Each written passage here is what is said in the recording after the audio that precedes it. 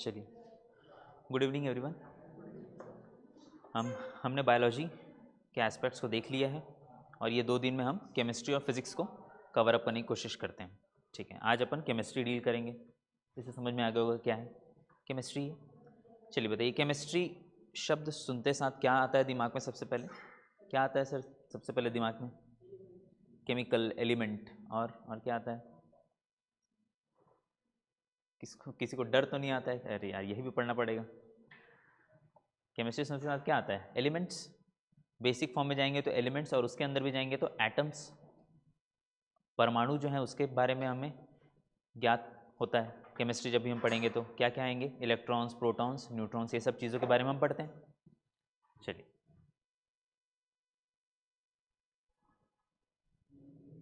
कौन है ये फिलोसोफर? नाम लिखा है, क्या है? कणाद। केमिस्ट्री में कणाद क्यों पढ़ रहे हैं? परमाणुवाद किसने दिया था? कणाद ने दिया था अपने फिलॉसफी, वैशेषिक फिलॉसफी में। जब आप मेंस पढ़ेंगे पेपर नंबर 6 पार्ट 1 फिलॉसफी जब पढ़ेंगे तो उसमें आप इसको डिटेल में पढ़ेंगे कि उन्होंने कौन सी फिलॉसफी दी। यहाँ पर हम एक ब्रीफ इंट्रोडक्शन ले लेते हैं। कब से 6 से 2nd सेंचुरी BC में कणाद ने बोला कि एक सबसे छोटा पार्टिकल होगा जिसको हम बोलेंगे परमाणु, जो कि इनडिविजिबल होगा, अविभाज्य होगा आगे चलकर। तो किसने दिया परमाणु शब्द? कणाद ने। ठीक है, आगे चलकर 19th सेंचुरी में किसने? John Dalton. डाल्टन थ्योरी हम पढ़े होंगे 10th क्लास में। जॉन डाल्टन ने बोला कि matter is composed of indivisible atoms. जिसको कणाद ने परमाणु कहा था उसको इसने क्या कहा? एटम्स बोला, जो कि फर्दर डिविजिबल नहीं हो सकते, फर्दर विभाजित नहीं हो सकते। उसको क्या टर्म दिया उसने? एटम्स बोला। All atoms of an element are identical in size and masses. पहला चीज़ क्या बोला? कि एक मैटर होगा जिसको हम बोलेंगे एटम, जो कि फर्दर डिवाइड नहीं हो सकता। दूसरा चीज़ क्या कहा? कि हर एक एटम जो होंगे एलिमेंट्स के वो सेम साइज के होंगे और सेम मास के होंगे। तीसरा चीज़ क्या कहा? Atoms can not be created, can और नॉट बी डिस्ट्रॉयड। जैसे एनर्जी को हम कहते हैं can never be created nor can be destroyed, वैसे ही इसने कहा कि एटम्स ऐसे छोटे पार्टिकल्स हैं जिनको हम ना तो बना सकते हैं ना ही नष्ट कर सकते हैं। और तीसरा कहा atoms combine in fixed ratio two form compounds. हमारे डे टू डे लाइफ में अलग अलग टाइप्स के कंपाउंड्स हैं, कुछ ठोस पदार्थ हैं, कुछ तरल पदार्थ हैं, कुछ सॉलिड हैं, कुछ लिक्विड्स हैं। तो उसने कहा कि एक पर्टिकुलर रेशियो में एटम्स अरेंज होते हैं और एक कंपाउंड का फॉर्मेशन करते हैं। ठीक है, ये थ्योरी किसने दी? डाल्टन ने दी। लेकिन इस थ्योरी में ड्रॉबैक क्या निकल कर आया? एटम्स जो हैं जिसको उन्होंने कहा था कि ये फर्दर और डिवाइड नहीं हो सकते, बाद में समझ में आया कि एटम्स के अंदर भी डिवीजन है। क्या क्या मिलते हैं? Electrons, protons and neutron. तो सबसे बड़ा ड्रॉबैक इनका क्या आया कि further atom can be divided into 3 parts, electron, proton and neutrons. Clear? चलिए आगे बढ़ते हैं। हम केमिस्ट्री को याद करने के पर्पज से नहीं पढ़ेंगे, एक स्टोरी लाइनअप में पढ़ेंगे कि क्या क्या चीज़ें केमिस्ट्री में एक लाइनअप होते हुए इन्वेंट होते हुए चली जाती है। ठीक है, क्या क्या चीज़ें बताई मैंने? 3 फंडामेंटल पार्टिकल्स हैं एटम्स के अंदर, electron, proton and neutrons. Electron कौन से चार्ज हैं? नेगेटिव चार्ज गेन करते हैं। प्रोटॉन्स पॉजिटिव और न्यूट्रॉन्स न्यूट्रल होते हैं। ठीक है, दूसरा चीज़, इनके ऊपर नेगेटिव चार्ज होता है लेकिन उसका वैल्यू कितना होता है? 1.6022 इंटू 10⁻⁻19 कूलम्ब। ये चार्ज का यूनिट है, पता है सभी को। चार्ज का यूनिट किस में हम मेजर करते हैं? कूलम में मेजर करते हैं। सेम चीज़ प्रोटॉन में होगा, लेकिन अब ये पॉजिटिव साइन के साथ होगा। लोकेशन कहाँ होता है इलेक्ट्रॉन का? Everyone knows it orbits around the nucleus of an atom. ठीक है, orbit around the nucleus of a shell, discovered by, सबसे इंपॉर्टेंट आपके प्रीलिम्स फैक्ट के लिए, कौन? J Thomson discovered the electrons. Protons mass कितना होता है इसका? 1.00727 AMU। इसको क्या बोलते हैं हम? Astronomical unit, AMU। ठीक है, लोकेशन कहाँ है इसका? न्यूक्लियस में है, डिस्कवर्ड बाय रदरफोर्ड और गोल्डस्टीन। गोल्डस्टीन ने फर्स्ट टाइम ऑब्जर्व किया था कि सेंटर में भी एक पॉजिटिव चार्ज है, गोल्डस्टीन ने। लेकिन नेमिंग किसने किया?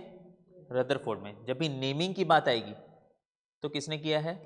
रदरफोर्ड ने। लेकिन अगर इन्वेंशन की बात आएगी तो किसने किया? गोल्डस्टीन। इसलिए दो नाम पढ़ते हैं, गोल्डस्टीन और रदरफोर्ड। लास्ट क्या है? न्यूट्रॉन। न्यूट्रल चार्ज होगा इसमें, इसका भी मास लगभग किसके बराबर होता है? प्रोटॉन्स के बराबर होता है। यूनिट आपको यह ध्यान में रखने की जरूरत नहीं है। यूनिट आपको कौन सा याद रखना है? ये 1.6 × 10⁻19 कूलम ये चार्ज होता है इलेक्ट्रॉन और प्रोटॉन में। लोकेशन इसका भी न्यूक्लियस में है, सेंटर पे है, और it was discovered by James Chadwick. अब इसमें आप एड ऑन क्या करेंगे? जे थॉमसन ने डिस्कवर कब किया? 1897, 1919 या 1886 और 1932। सारा चीज़ मेंशन है पीडीएफ में, उसको गो थ्रू करिए, फैक्ट्स को गो थ्रू करिएगा प्रीलिम्स के लिए। ठीक है, चलिए।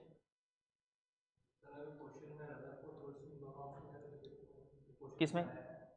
इसमें रदरफोर्ड और गोल्डस्टीन दोनों हैं, तो उसमें आप फिर क्वेश्चन को पढ़िए क्या मेंशन किया है, क्या टर्म पॉइंट मेंशन किया है, क्या कि who coined the term proton. Discover में अगर दोनों ऑप्शन है सर, तो फिर वो विलोपित वाले सेक्शन में जा सकता है, क्योंकि ये फिर कॉन्ट्राडिक्टरी होगा ना कि आप कौन सा आंसर लेते हैं, क्योंकि नाम दोनों का ही आता है किसमें? प्रोटॉन में। लेकिन अगर आपको एक आंसर टिक ही करना है तो आप करेंगे कौन सा? Rutherford, not Goldstein. आंसर आप टिक करेंगे रदरफोर्ड। क्लियर? लेकिन जनरली ऐसा पूछता है तो फिर वो बाद में विलोपित वाले सेक्शन में चले जाएगा क्वेश्चन। बेसिक चीज़ें देख लेते हैं एक बार, आई होप क्लियर होगा। न्यूक्लियस के अराउंड मूव करेगा इलेक्ट्रॉन। किसी भी एटम का एटॉमिक नंबर जो होगा वो क्या होता है? उसका नंबर ऑफ, अरे यार, एटॉमिक नंबर जो होता है वो होता है या तो नंबर ऑफ इलेक्ट्रॉन या तो नंबर ऑफ प्रोटॉन्स। ये एटॉमिक नंबर होता है। एटॉमिक मास क्या होता है? हाँ, प्रोटॉन प्लस न्यूट्रॉन जो बीच पर है न्यूक्लियस में, वो कैलकुलेट होकर क्या बनाते हैं? उसका एटॉमिक मास। और नंबर ऑफ एटॉमिक नंबर क्या होंगे उसके? या तो नंबर ऑफ इलेक्ट्रॉन्स होंगे या तो नंबर ऑफ प्रोटॉन्स का कैलकुलेशन होता है। इसमें भी वही लिखा है मोर और लेस। एटॉमिक नंबर क्या होगा? प्रोटॉन्स की संख्या या फिर इलेक्ट्रॉन की संख्या, बीच में प्रोटॉन की और बाद में इलेक्ट्रॉन की। मास नंबर क्या होगा? सम ऑफ न्यूट्रॉन्स और प्रोटॉन्स। क्लियर? एटॉमिक नंबर और मास में क्लियर हो गया कैसे मेजर करेंगे। चलिए,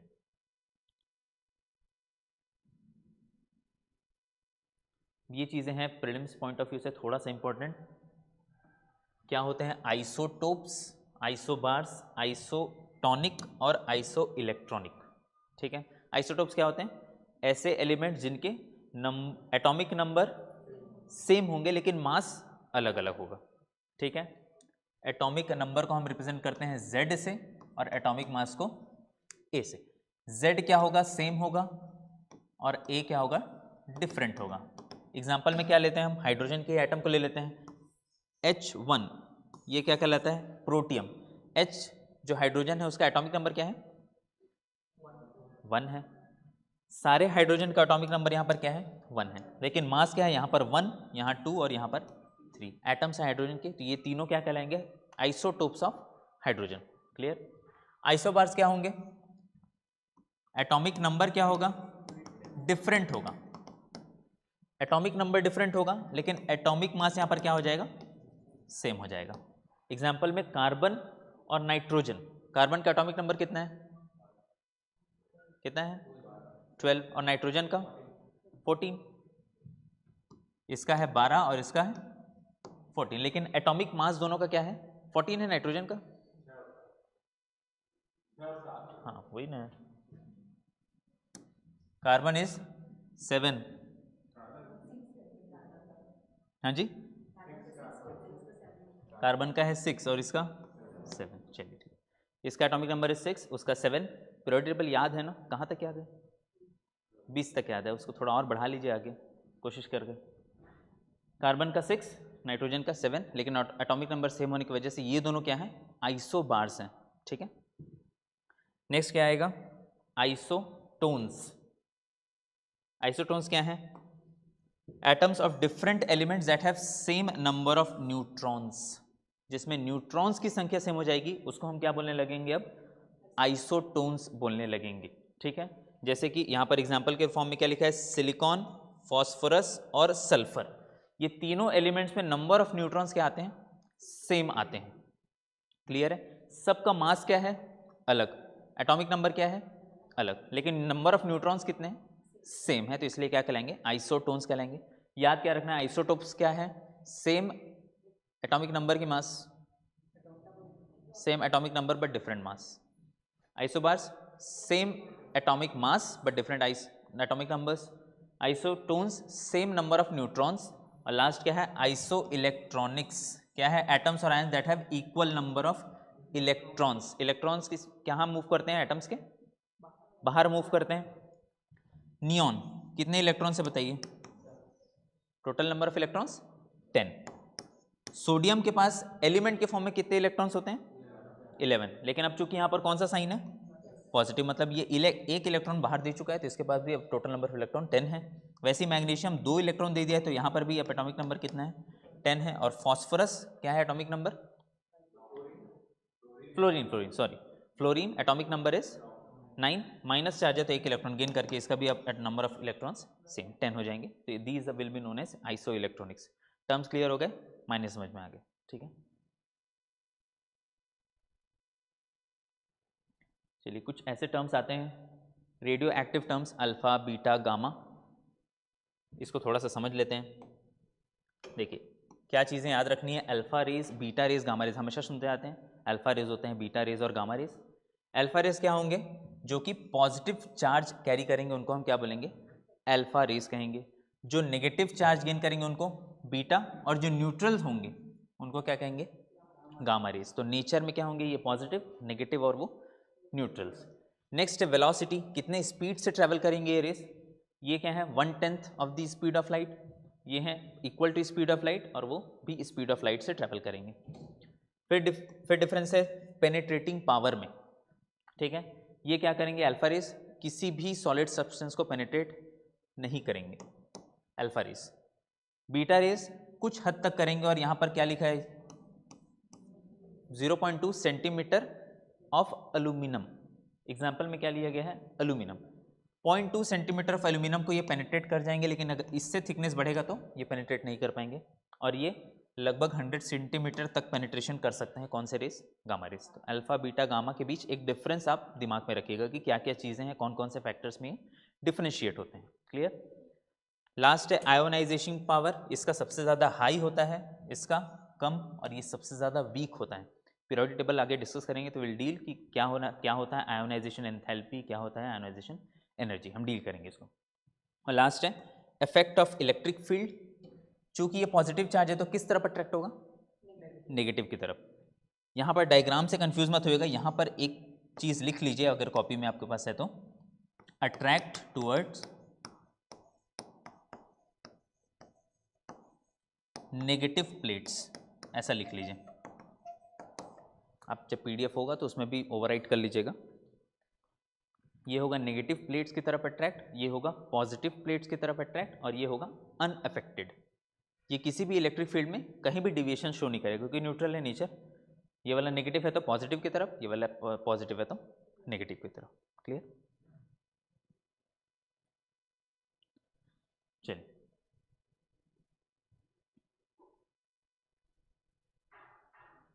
बातें हैं पीरियोडिक टेबल. थोड़ा सा इसका हिस्ट्री देख लेते हैं. अच्छा, हमने जब बायो कवर कर रहे थे जब हम, तो उसमें एक चीज़ देखा था, क्लासिफिकेशन ऑफ किंगडम्स देखा था. कौन क्लासिफाई किया था? जिसको पता है मत बोलिए, जिसको नहीं पता है वो बताइए. ये कैसा क्वेश्चन है? जिसको नहीं पता उसको बताना है. बताइए. अरे पता ही नहीं है, जब बताया गया है तो आपको पता होना चाहिए. कौन है साइंटिस्ट जिसने 5 किंगडम में क्लासीफाई किया? सर बताइए आप ही. वाइट टेकर, पढ़ा था हमने नाम. ये क्या किए? 5 किंगडम में क्लासिफिकेशन किए. क्यों ज़रूरत पड़ी क्लासिफिकेशन की? ताकि हम जो भी स्पीसीज़ हैं, जो भी ऑर्गेनिज्म है, उसके नाम को आसानी से याद कर पाएँ, उसके प्रॉपर्टीज़ को याद कर पाएँ. वैसे ही ज़रूरत क्या पड़ी एलिमेंट्स में भी. हर एक एलिमेंट्स का प्रॉपर्टी अलग है, लेकिन कुछ ऐसे एलिमेंट्स का सेक्शन है जिसके प्रॉपर्टीज़ जो है वो क्या है? सिमिलर है, एक जैसे प्रॉपर्टीज़ वो कैरी करते हैं. तो इसलिए उसको बाइफरकेट करना ज़रूरी था. इसलिए प्रयास किया साइंटिस्ट ने कि हम भी ऐसा सेक्शन बनाए जिसमें एलिमेंट्स को याद करने की ज़रूरत ना पड़े, हर एक प्रॉपर्टीज़ को. तो सबसे पहले कौन है? डोबर-रीनर, जिन्होंने एलिमेंट्स को 3-3 फॉर्म में क्लब करके उनके प्रॉपर्टीज़ को सिमिलर शो किया. एग्जाम्पल के फॉर्म में क्या है? लिथियम, सोडियम और पोटेशियम. आप जब मॉडर्न पीरियोडिक टेबल देखेंगे तो एक के नीचे एक है एलिमेंट्स, लिथियम, सोडियम और पोटेशियम. तो इन्होंने क्या किया? 3-3 के क्लब में एलिमेंट्स को क्लब किया और जिसको क्या बोला उन्होंने, ट्रायड। तीन तीन एलिमेंट्स के क्लब को क्या बोला उन्होंने, ट्रायड। इसलिए हम क्या पढ़ते हैं, डोबर-रीनर्स ट्रायड। इन्होंने बताया कि ये तीन एलिमेंट्स हैं जिनके प्रॉपर्टीज लगभग लगभग सेम हैं। ऐसे उन्होंने करीब तीन ऐसे ट्रायड्स बनाए जो प्रॉपर्टीज को एक जैसा शो कर रहे थे। लेकिन इनके में ड्रॉबैक क्या आया?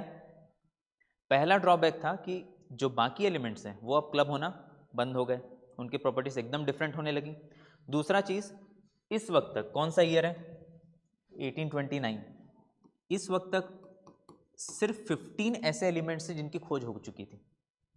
ऐसा नहीं कि शुरुआती में हमको सारे एलिमेंट्स की नॉलेज थी, धीरे धीरे हम एलिमेंट्स की डिस्कवरी करते गए। तो इस वक्त तक ऐसे एलिमेंट्स कितने थी संख्या, 15 और 20 के आसपास ही एलिमेंट्स थे जिनकी नॉलेज हमें थी। इसको उन्होंने ट्रायड के फॉर्म में अरेंज किया, लेकिन कुछ अरेंजमेंट के बाद वो फॉलो होना बंद हो गए, तो इसलिए थ्योरी फेल हो गई। उसके बाद कौन आए, Newlands law of Octave. Hindi में सरगम पढ़ते हैं अपन, क्या है ये पढ़ते हैं,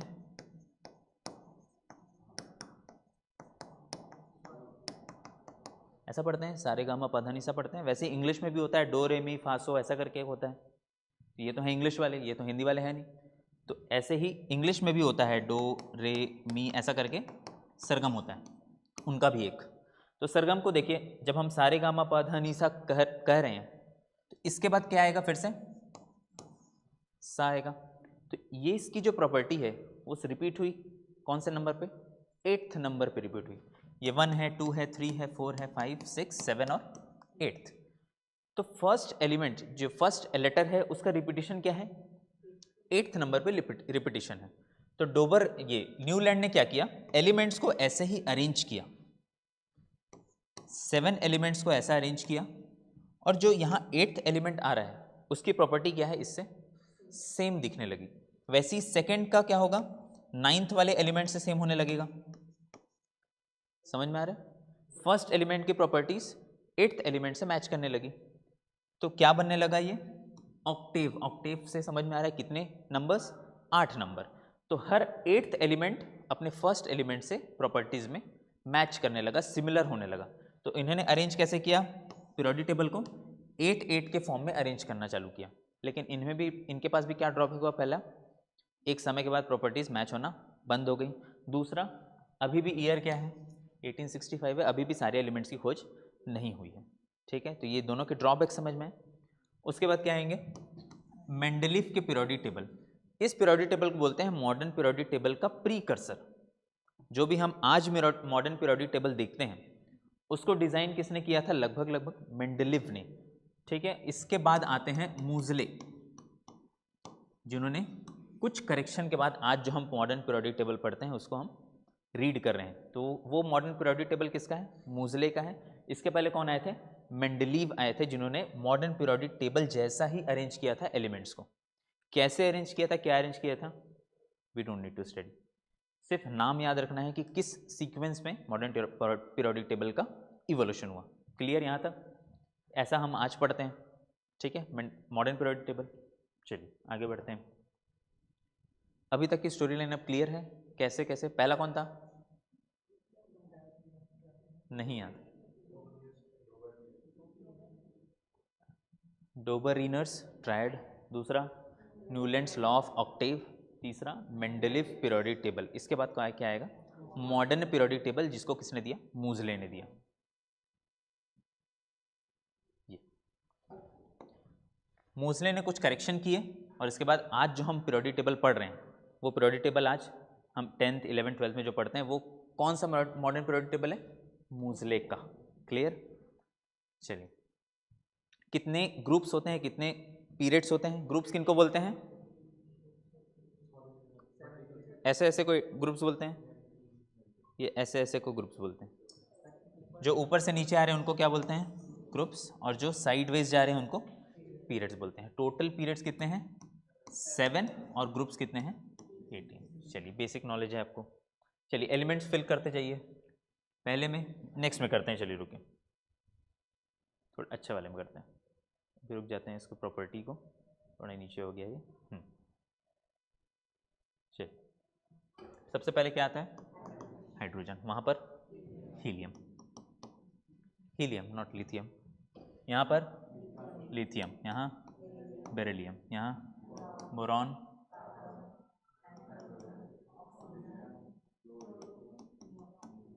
फिर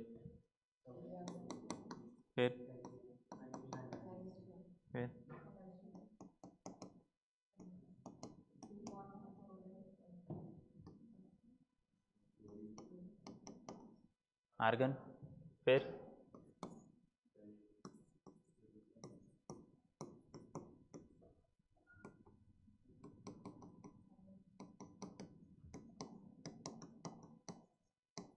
नहीं याद है इसके बाद याद कर लेंगे, कम से कम 30 यहाँ तक याद रख लीजिए, क्योंकि यहाँ पर आपका आएगा इसके बाद गैलियम, जर्मेनियम, ये आप सेमीकंडक्टर्स में पढ़ेंगे, तो एक बेसिक ओवरव्यू रहे मॉडर्न पीरियोडिक टेबल के यहाँ तक कम से कम, ठीक है। यहाँ पर क्या है? Scandium, titanium, vanadium, chromium, manganese, iron, cobalt, निकल, कॉपर, जिंक, फिर यहाँ पर आएगा gallium, germanium, arsenic, selenium, bromine, rubidium, ऐसा आएगा, तो फिर वो फॉलो ऑन होते रहेगा, ठीक है। तो कम से कम यहाँ तक याद रखिए गैलियम, जर्मेनियम तक, क्योंकि आपका ये सेमीकंडक्टर में यूज़ आता है। तो ये मॉडर्न पीरियोडिक टेबल है। इस वाले सेक्शन को क्या बोलते हैं हम? एस ब्लॉक एलिमेंट बोलते हैं। लिखा हुआ है क्या? नहीं लिखा है। ये वाले सेक्शन को हम क्या बोलेंगे? एस ब्लॉक एलिमेंट्स बोलेंगे। ये वाले सेक्शन को पी ब्लॉक बोलेंगे और ये वाले सेक्शन को डी ब्लॉक, और नीचे वाले को एफ ब्लॉक बोलेंगे। चलिए ठीक है, क्यों बोलेंगे?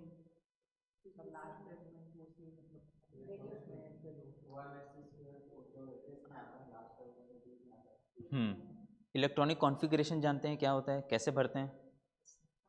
चलिए एल्यूमिनियम का बताइए कैसे, सब लिख के बताइए। एल्यूमिनियम का कॉन्फ़िगरेशन, इलेक्ट्रॉनिक कॉन्फ़िगरेशन ना, नहीं आपको जो आता है वो लिखिए सर, फिर मैं चेक करके बताता हूँ आप सही लिखिए कि नहीं। एल्यूमिनियम का इलेक्ट्रॉनिक कॉन्फ़िगरेशन लिखिए।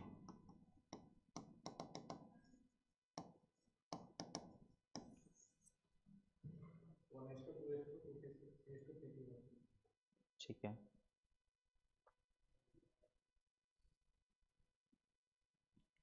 सभी को पता है यहाँ पर इलेक्ट्रॉनिक कॉन्फ़िगरेशन? नहीं पता? एक बार देख लेते हैं जल्दी से। देखिए एल्यूमिनियम क्या है? Atomic number 13। क्या होगा सबसे पहले जब भी हम एटम्स की बात करें, पहले यहाँ समझ लीजिएगा, एटम्स की बात करें तो सेंटर रीजन में क्या होते हैं? न्यूट्रॉन और प्रोटॉन्स। इसके बाहर इवॉल्व करते हैं कौन? इलेक्ट्रॉन्स, ठीक है। जो फर्स्ट शेल होता है उसमें सब मैक्सिमम नंबर ऑफ इलेक्ट्रॉन जो ऑक्यूपाई हो सकते हैं वो कितने हैं? 2। क्लियर? सेकेंड शेल में कितने हो सकते हैं? 8, ठीक है। और उसके बाद कितने हो सकते हैं? 18। यहां तक क्लियर है? पहले शेल में 2, दूसरे सेल में 8 और तीसरे सेल में 8। इस शेल के अंदर होता है सब शेल, ठीक है। शेल अगर 1 की बात करें तो इसमें कितने इलेक्ट्रॉन्स आते हैं? 2। सब शेल को हम डिफाइन करते हैं एस, पी, डी और एफ, ठीक है। सब शेल को किस पे किससे? एस, पी, डी, एफ से। एस में मैक्सिमम नंबर ऑफ इलेक्ट्रॉन कितने आ सकते हैं? 2, पी में 6, डी में 10 और एफ में 14। इतने नंबर ऑफ इलेक्ट्रॉन्स फिल हो सकते हैं। फर्स्ट शेल में कितने इलेक्ट्रॉन्स है टोटल? 2।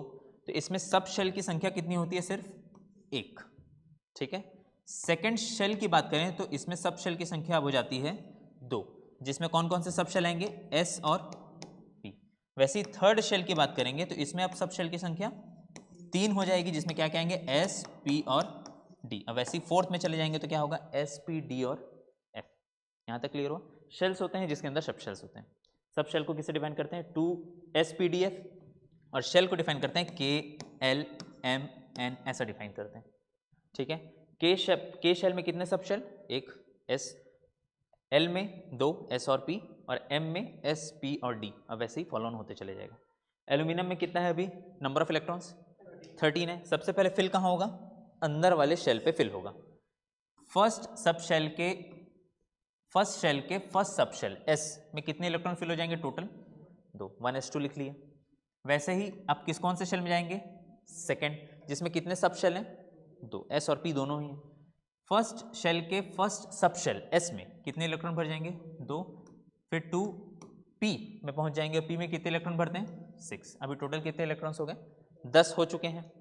वैसे ही अब थर्ड जाएंगे, थर्ड के S में जाएंगे, कितने इलेक्ट्रॉन भरेंगे? 2, फिर थर्ड के P में अब कितने इलेक्ट्रॉन बचे हैं? 1, तो यहाँ पर आ जाएगा 1। अब इससे कैसे क्या पता चला? एल्यूमिनियम जो है उसके लास्ट में क्या लिखा है? P, इसलिए कौन से ब्लॉक का एलिमेंट है? P। तो ये एक्चुअली है क्या? इस एलिमेंट का एड्रेस है इन दी मॉडर्न पीरियोडिक टेबल। ये इलेक्ट्रॉनिक कॉन्फ़िगरेशन क्या बताता है? इसका एड्रेस। लास्ट में P लिखा है इसलिए कौन से जगह पे लाई करता है? ये P ब्लॉक में। अगर D लिखा होगा तो कहाँ लाई करा होगा? D में। S लिखा होगा तो S पे। तो इलेक्ट्रॉनिक कॉन्फ़िगरेशन क्लियर हो गया। घर में आप प्रैक्टिस कर लीजिएगा बाकी एलिमेंट्स के भी इलेक्ट्रॉनिक कॉन्फ़िगरेशन लिखकर। अब दूसरा चीज़ आपको याद रखना है, जब भी हम इलेक्ट्रॉनिक कॉन्फ़िगरेशन करते हैं तो इसमें एक प्रिंसिपल आता है, अफबाउ प्रिंसिपल। ठीक है, अफबाउ प्रिंसिपल के बेसिस पे इलेक्ट्रॉन की भर्ती होगी किसमें? सारे शेल्स और सब शेल्स में। तो कौन सा प्रिंसिपल है? अफबाउ प्रिंसिपल है, जिसको आपको ध्यान में रखना है। क्वेश्चन आ चुका है छत्तीसगढ़ पीएससी में 2003 या 2004 में आया था कि कौन से प्रिंसिपल से इलेक्ट्रॉनिक कॉन्फ़िगरेशन में हम फिल करते हैं इलेक्ट्रॉन्स को। तो कौन सा प्रिंसिपल है? अफबाउ प्रिंसिपल है। क्लियर?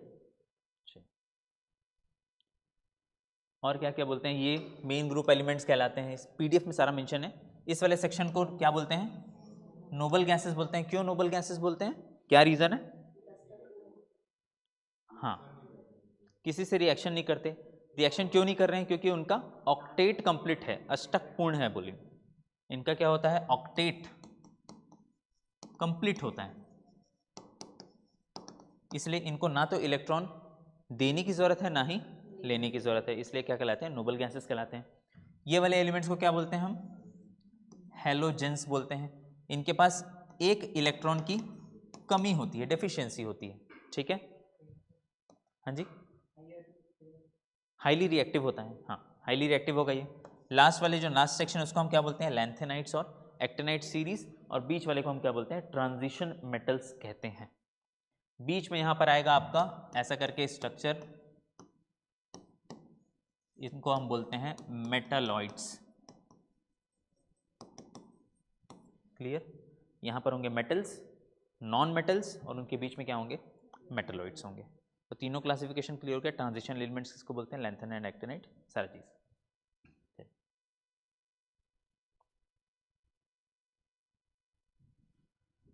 अब इंपॉर्टेंट है क्या? ट्रेंड पूछा जाता है कि क्या ट्रेंड हम अलोंग द पीरियड होगा, डाउन द ग्रुप होगा। पीरियड के थ्रू जाएंगे तो कौन सा ट्रेंड बढ़ेगा, घटेगा। ठीक है, इसमें क्या क्या चीज़ें आएंगी? सबसे पहला आएगा एटॉमिक रेडियस। क्या होता है एटॉमिक रेडियस? नाभिक से इलेक्ट्रॉन की दूरी। कौन से इलेक्ट्रॉन की दूरी? लास्ट वाले शेल में जो इलेक्ट्रॉन होगा उनके बीच की दूरी को हम बोलते हैं एटॉमिक रेडियस। ठीक है, कहाँ पर लिखा है एटॉमिक रेडियस? चलिए पहले पीरियड को देखते हैं। यहाँ पर जब हम यहाँ से यहाँ आ रहे हैं तो क्या लिखा है? एटॉमिक साइज या रेडियस डिक्रीजेस, ऐसा लिखा है। क्यों डिक्रीजेस हो रहा है उसको समझिएगा। यहाँ पर जो एलिमेंट होगा उसके पास आउटर मोस्ट शेल में इलेक्ट्रॉन्स की संख्या ज़्यादा होगी कि कम होगी? ज़्यादा होगी। और इस साइड आएंगे तो क्या होगा? उसमें इलेक्ट्रॉन्स की संख्या कम होते चली जाएगी। क्या शेल बढ़ेगा क्या? जैसे एग्जाम्पल के फॉर्म में लेते हैं हाइड्रोजन, हीलियम, लिथियम, और यहाँ पर लेते हैं बेरिलियम। लिथियम का एटॉमिक नंबर 3 मतलब हो जाएगा 1s2 और 2s1। बेरिलियम का 1s2 और 2s2। वैसे ही बेरिलियम के बाद कौन आएगा? बोरॉन। बोरॉन का क्या होगा? 1s2, 2s2 और 2p1। यहाँ पर कौन सा शेल चल रहा है? सेकेंड शेल ही चल रहा है। यहाँ पर भी सेकेंड और यहाँ पर भी सेकेंड। नंबर ऑफ इलेक्ट्रॉन्स क्या हो रहे हैं? अब इंक्रीज हो रहे हैं। तो जब पीरियड में यहाँ से यहाँ मूव करेंगे तो एटॉमिक रेडियस कम होना चाहिए कि बढ़ना चाहिए? इधर से उधर जाने पे बढ़ना चाहिए। क्यों बढ़ना चाहिए सर? कम होना चाहिए।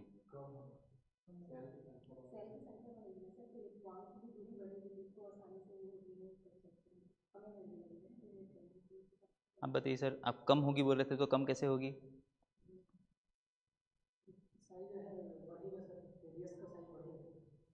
रेडियस का साइज बढ़ेगा कि कम होगा? बढ़ेगा। कैसे कम होगा सर? हाँ, देखिए जैसे जैसे इलेक्ट्रॉन्स का वैल्यू बढ़ते चले जाएगा, क्या प्रोटॉन्स की भी वैल्यू बढ़ते चले जाएगी बीच में? क्योंकि एटॉम बढ़ेगा सर। एटॉमिक नंबर जब भी हम बात करेंगे, किसी भी एलिमेंट्स की बात करेंगे, तो एटॉमिक नंबर मतलब क्या है? या तो नंबर ऑफ प्रोटॉन या तो नंबर ऑफ इलेक्ट्रॉन्स। अगर हम यहाँ से यहाँ मूव कर रहे हैं तो एटॉमिक रेडियस बोल रहा हूँ, इलेक्ट्रॉन की संख्या बढ़ रही है कि घट रही है? बढ़ रही है। बढ़ रही है, लेकिन क्या शेल की संख्या बढ़ रही है क्या? नहीं बढ़ रही। सेम शेल में हम फिल करते चले। एग्जाम्पल के फॉर्म में हमने बोरॉन तक देखा, बोरॉन के बाद क्या आएगा? कार्बन। कार्बन का एटॉमिक कॉन्फ़िगरेशन लिखेंगे तो 2s2 और 2p, 2 लिखेंगे। कार्बन के बाद नाइट्रोजन, इसमें क्या आएगा? 2p3 आएगा, फिर 2p4 आएगा, फिर 2p5 और 2p6। ये वाला कौन सा एलिमेंट होगा? नियॉन। ये वाला नियॉन होगा। अब इसमें शेल की संख्या क्या है? सेकंड है। अब मान के चलिए ये आपका एटम है, ये आपका फर्स्ट शेल है, ये आपका सेकंड शेल है, ठीक है। यहाँ पर प्रोटॉन की संख्या है अभी 3, तो इलेक्ट्रॉन की संख्या कितनी होगी? 3 ही होगी। 2 यहाँ पर होंगे और 1 यहाँ पर मूव कर रहा होगा, यही होगा। अभी 3 प्रोटॉन जो पॉजिटिव चार्ज हैं, धनात्मक हैं, वो ऋणात्मक को क्या करेंगे? अट्रैक्ट करेंगे, अपने तरफ खींचेंगे। तो अगर मैं यहाँ पर संख्या को अब 6 कर देता हूँ और यहाँ पर इलेक्ट्रॉन की संख्या अब 6 हो जाएगी, तो क्या ये ज़्यादा जोर से खींचेंगे कि 3 वाले खींचेंगे? 6 वाले खींचेंगे ना। जो 6 इलेक्ट्रॉन्स बाहर में मूव कर रहे हैं एक ही शेल में, उनको ज़्यादा अट्रैक्ट करेंगे बीच के प्रोटॉन्स। तो जब भी आप यहाँ से यहाँ मूव करेंगे तो रेडियस क्या होगा? कम होता चला जाएगा। तो यहाँ पर लिखा है कि एटॉमिक रेडियस क्या हो रहा है? डिक्रीजेज हो रहा है। इसमें एरो क्या हो गया? गलत हो गया। यहाँ पर क्या है? डिक्रीजेस लिखा है, लेकिन यहाँ पर एरो कैसा होना चाहिए? अभी जब भी हम लेफ्ट टू राइट जाएंगे पीरियड में, हमेशा याद रखिएगा along the period left to right जाने पे रेडियस क्या होता है? कम होता चला जाता है, क्योंकि दोनों के बीच अट्रैक्शन पावर क्या होता है? बढ़ता चला जाता है। वैसे ही अब डाउन द ग्रुप देखेंगे तो क्या होगा? बढ़ते चले जाएगा। क्यों? क्या रीज़न है? क्योंकि शेल की संख्या बढ़ते चली जाएगी।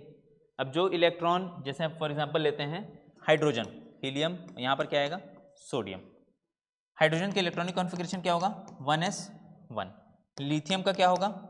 1s2 2s1। सोडियम का क्या होगा? 1s2 2s2 2p6 और 3s1। अब शेल की संख्या क्या होती जा रही है? बढ़ते जा रही है। तो जो लास्ट इलेक्ट्रॉन है उससे जो नाभिक की दूरी है क्या होगी? बढ़ेगी ना। शेल तो एक निश्चित दूरी पर स्थित है, उसमें इलेक्ट्रॉन भरा जा रहा है, तो लास्ट वाले इलेक्ट्रॉन को अब अट्रैक्ट करना क्या होगा? मुश्किल होते चले जाएगा। वैसे ही इसलिए हम जब डाउन दी ग्रुप जाएंगे तो क्या होगा? इलेक्ट्रॉन रेडियस जो होगा बढ़ता चले जाएगा। याद क्या रखना है? अलोंग द पीरियड रेडियस कम होगा, डाउन द ग्रुप रेडियस बढ़ेगा। रेडियस क्लियर हो गया। दूसरा है आयोनाइजेशन एंथैल्पी। आयोनिक पोटेंशियल या आयोनाइजेशन एंथैल्पी बोलते हैं। हिंदी में क्या बोलते हैं? एक बार सर्च करिए तो। हाँ, आयनन विभव। हाँ ठीक है, आयनन विभव। क्या होता है आयोनाइजेशन एंथैल्पी? एनीवन बताइए। हाँ, जो बाहर में इलेक्ट्रॉन प्रेजेंट है उसको बाहर निकालने की जितनी भी एनर्जी रिक्वायरमेंट होगी, उस एनर्जी को हम क्या बोलेंगे? आयोनाइजेशन एनर्जी बोलेंगे। ठीक है। अब आप बताइए कि अगर एटम का साइज बड़ा है तो उसको इजी होगा इलेक्ट्रॉन निकालने के लिए, कि साइज छोटा है तो इजी होगा इलेक्ट्रॉन निकालने के लिए? बड़ा होगा। क्यों? क्योंकि अट्रैक्शन जो फोर्स है वो कम लगेगा। तो जब भी हम पीरियड यहाँ लेफ्ट टू राइट जाते हैं तो एटॉमिक रेडियस बढ़ता है कि घटता है? घटता है। जब एटॉमिक रेडियस घटेगा तो अट्रैक्शन फोर्स क्या होगा? ज़्यादा होगा। तो आयोनाइजेशन एंथैल्पी क्या होगी उसकी? ज़्यादा होगी, एनर्जी रिक्वायरमेंट ज़्यादा हो जाएगी। और लेकिन डाउन द ग्रुप जाएंगे तो क्या होगा? एटॉमिक रेडियस बढ़ रहा है, बढ़ने की वजह से उतनी एनर्जी कम लगेगा उसको बाहर वाले इलेक्ट्रॉन को बाहर निकालने में। तो याद क्या रखेंगे? लेफ्ट टू राइट जाने पे क्या होगा? आयोनाइजेशन एंथैल्पी बढ़ती है, और आयोनाइजेशन एंथैल्पी नीचे जाने पर घटती है, वो एनर्जी जिसमें इलेक्ट्रॉन को हम बाहर निकालेंगे। तो आयोनाइजेशन एंथैल्पी क्लियर हो गया। दूसरा है इलेक्ट्रोनेगेटिविटी। इलेक्ट्रोनेगेटिविटी मतलब ऐसे एलिमेंट्स जो कि ईजिली इलेक्ट्रॉन को अपने तरफ खींच लें या एक्सेप्ट कर लें, वो एलिमेंट्स को हम क्या बोलेंगे? हाईली इलेक्ट्रोनेगेटिव एलिमेंट्स बोलेंगे। ठीक है, यहां पर प्रेजेंट है क्या? क्लोरीन। क्या है एटॉमिक नंबर क्लोरीन का? 17 है। इसका इलेक्ट्रॉनिक कॉन्फ़िगरेशन लिखेंगे तो क्या लिखेंगे? 287। अब हमने बात किया कि ऑक्टेव कंप्लीट हो जाता है तो जो एलिमेंट है वो क्या हो जाता है? नोबल गैस कहलाने लगता है, इनर्ट एलिमेंट कहलाने लगता है। अभी इसको क्या चाहिए? एक इलेक्ट्रॉन की ज़रूरत है। क्या ये 7 इलेक्ट्रॉन्स छोड़ेगा कि एक इलेक्ट्रॉन लेगा? इजीली इसके लिए क्या होगा? एक इलेक्ट्रॉन लेना। तो जब भी हम पीरियड के अलॉन्ग जाएंगे, लेफ्ट टू राइट जाएंगे, तो इलेक्ट्रोनेगेटिविटी क्या होती है? बढ़ती है। और डाउन द ग्रुप जाएंगे तो इलेक्ट्रोनेगेटिविटी घटती है। क्लियर? सारी चीज़ों को एटॉमिक रेडियस से कनेक्ट करके रखें।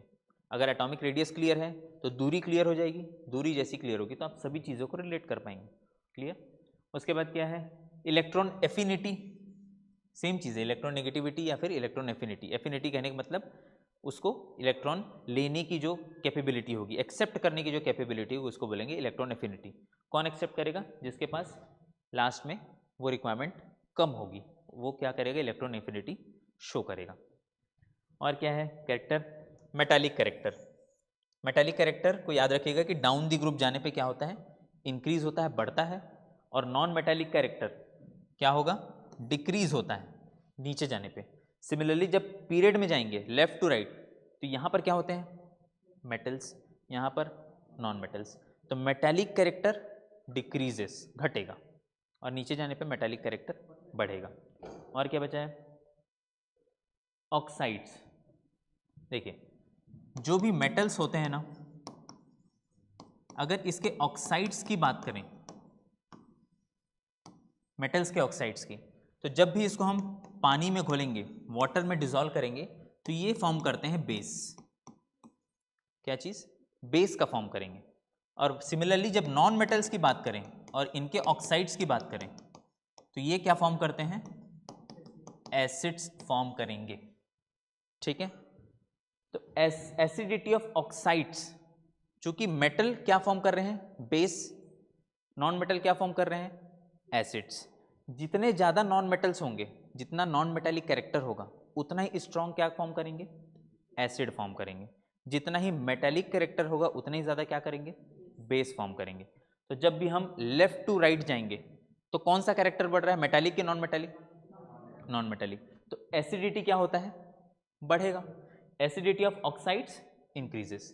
आपको याद क्या रखना है कि non metals will always form acid, oxides of non metal will always form acids and oxides of metals will form base. तो जब भी, हाँ जी, देखिए एक्सेप्शंस तो हर पीरियड, हर डायगोनल में एक्सेप्शंस हैं, लेकिन अपने को जहाँ तक रेस्ट्रिक्ट होना है अपने पढ़ाई में कि एक जनरल ट्रेंड याद रखना है बस। हाँ, क्योंकि अब यहाँ से अब मेटालिक कैरेक्टर से नॉन मेटालिक जा रहे हैं तो बीच के ऐसे एलिमेंट्स आएंगे जो एम्फोटेरिक नेचर भी शो करेंगे, मतलब एसिड भी बनाएंगे और बेस भी बनाएंगे, डिपेंड्स कि वो किस में डिजॉल्व हो रहे हैं। जैसे आप एम्फोटेरिक नेचर की बात करेंगे तो जिंक के जब ऑक्साइड की बात करते हैं तो रिएक्टिविटी सीरीज देखा जाएगा कि कौन से सब्सटेंस में हम डिजॉल्व कर रहे हैं। एक रिएक्टिविटी सीरीज है जिसमें आप डिजॉल्व करेंगे तो अगर उसकी रिएक्टिविटी हाइड्रोजन से ज़्यादा है तो हाइड्रोजन को रिप्लेस करके एसिड बना देगा, और नहीं है हाइड्रोजन से ज़्यादा तो बेस बना देगा। तो एम्फोटेरिक नेचर पूरा डिफरेंट कॉन्सेप्ट है जो आपको यूज़ नहीं है अभी यहाँ पर। आपको क्या याद रखना है? एक बेसिक ट्रेंड याद रखना है, लेफ्ट टू राइट जाने पर एसिडिटी बढ़ेगी क्योंकि कौन सा कैरेक्टर बढ़ रहा है? नॉन मेटल्स बढ़ रहे हैं, नॉन मेटल्स क्या बनाते हैं? एसिड बनाते हैं। वैसे ही डाउन द ग्रुप जाएंगे तो क्या होगा? बेस बढ़ेगा, एसिडिटी कम होगी, क्योंकि नीचे जाने पे मेटल्स बढ़ते जाएंगे, मेटालिक कैरेक्टर बढ़ते जाएगा और वो क्या बनाते हैं? बेस बनाते हैं। तो ये सारे ट्रेंड समझ में आ गए। सबसे पहले ट्रेंड्स आपको क्या पकड़ के रखना है? भूलना किसको नहीं है? एटॉमिक रेडियस को। इससे सारे चीज़ें कनेक्टेड है। और दूसरा अभी कॉन्सेप्ट क्या था? मेटल्स और नॉन मेटल्स का। मेटल के ऑक्साइड्स हमेशा क्या बनाते हैं? बेस, और नॉन मेटल्स के एसिड। क्लियर? चलिए,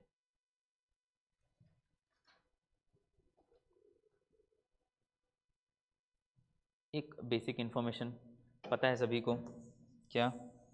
सॉलिड से जब लिक्विड होता है तो उसको हम क्या बोलते हैं? चेंज होता है, स्टेट चेंज होता है, उस प्रोसेस को क्या बोलते हैं? मेल्टिंग बोलते हैं आइस के केस में। और नहीं तो जनरल टर्म में क्या बोलेंगे? फ्यूजन बोलेंगे। क्लियर। वैसे ही लिक्विड से जब सॉलिड होगा तो क्या बोलते हैं उसको? सॉलिडिफिकेशन। और आइस के टर्म में क्या बोल देते हैं हम? फ्रीजिंग बोल देते हैं। क्लियर। लिक्विड से गैस होता है तो वेपराइजेशन बोलेंगे, वेपर के फॉर्म में कन्वर्ट हो जाता है। और इसका उल्टा क्या होगा? कंडेंसेशन बोलेंगे। क्लियर। हिंदी में भी, हिंदी पीडीएफ में आपको टर्मिनोलॉजीज मिल जाएंगी, कोई दिक्कत नहीं।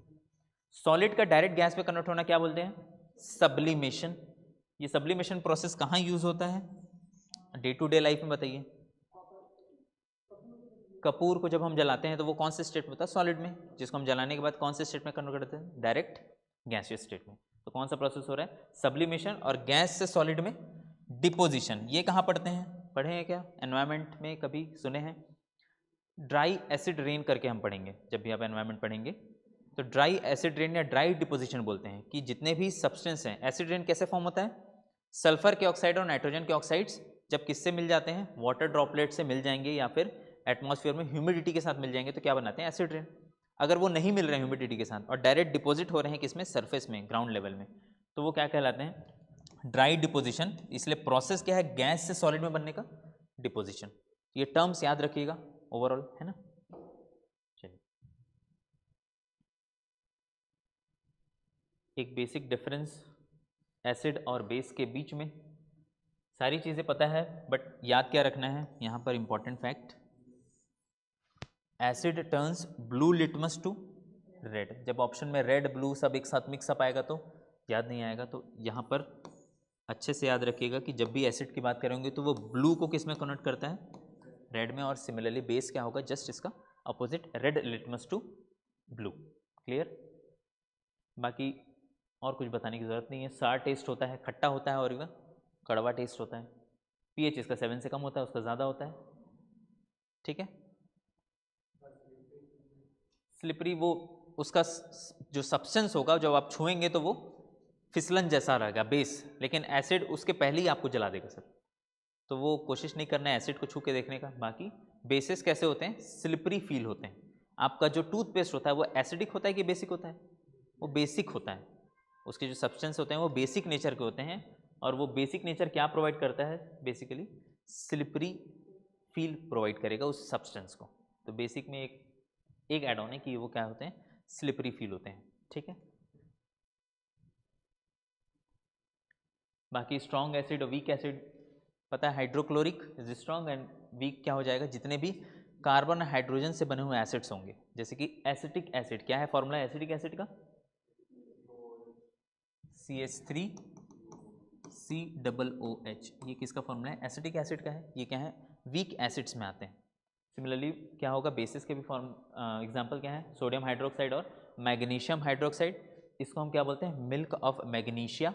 ये भी क्वेश्चन में हिट कर सकता है कि विच of the following is the milk of magnesia. और आपको नाम नहीं देगा, सीधा फॉर्मूला देगा। कैसे दे देगा? मैग्नीशियम हाइड्रोक्साइड का फॉर्मूला क्या होगा? MgOH whole twice. इसी को अलग अलग वे पे लिख देगा, गलत लिख देगा, सही लिख देगा, नॉन ऑफ द अबव दे देगा। तो इस चीज़ को आपको याद रखना है, फॉर्मूला। ठीक है। चलिए,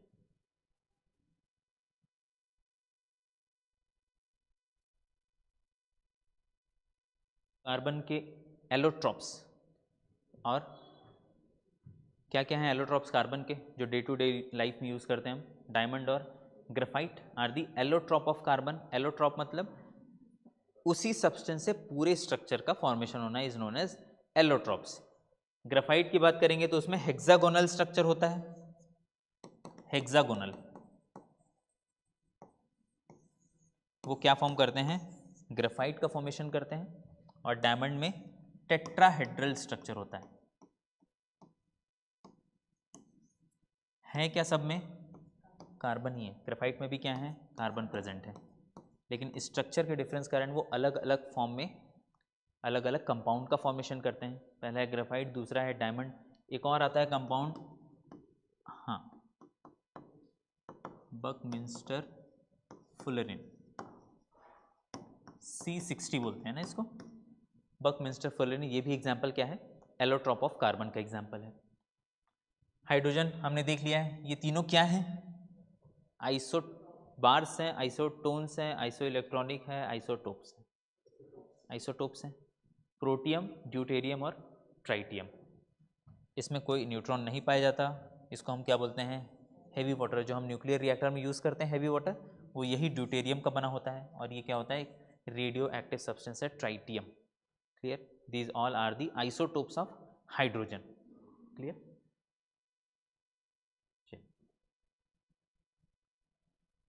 अब एक जो टॉपिक अक्सर हिट करता है प्रीलिम्स में वो है ओर्स।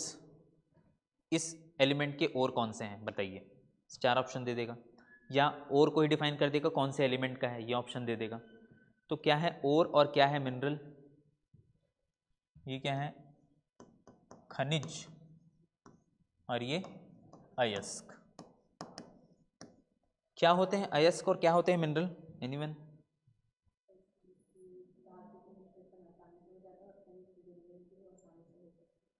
अगर मिनरल से भी आसानी से हो जा रहा हो तो उसको और कह देंगे क्या?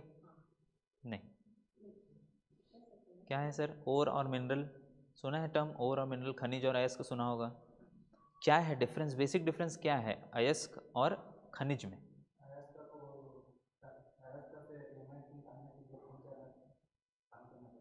अयस्क से निकालने के लिए काम करना पड़ता है, नहीं नहीं सर, थोड़ा डिफरेंट है। और बताइए क्या होगा, जल्दी, टाइम कम है। हाँ वो तो अक्सर आपके मेंस में क्वेश्चन आता है, कंसिडरेबल अमाउंट निकलता है। देखिए बेसिक जो डिफरेंस है ना वो इन दोनों के बीच है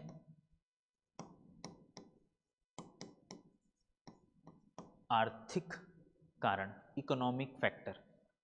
जब भी हम ऐसे सब्सटेंस से एलिमेंट निकालें जिसमें हमको सस्ता पड़े वो निकालना, सस्ता कहने का मतलब जैसे हम आयरन निकाल रहे हैं किससे, हेमेटाइट से। हेमेटाइट से जब भी आयरन निकालेंगे तो जो आयरन का परसेंटेज मिलेगा और जो वेस्ट का परसेंटेज मिलेगा वो इतना मिले कि हमको फायदा हो, नुकसान ना हो। तो जब भी इकोनॉमिक फैक्टर आएगा तब हम डिफ्रेंशिएट करेंगे किसके किसके बीच, ओर्स और मिनरल्स के बीच।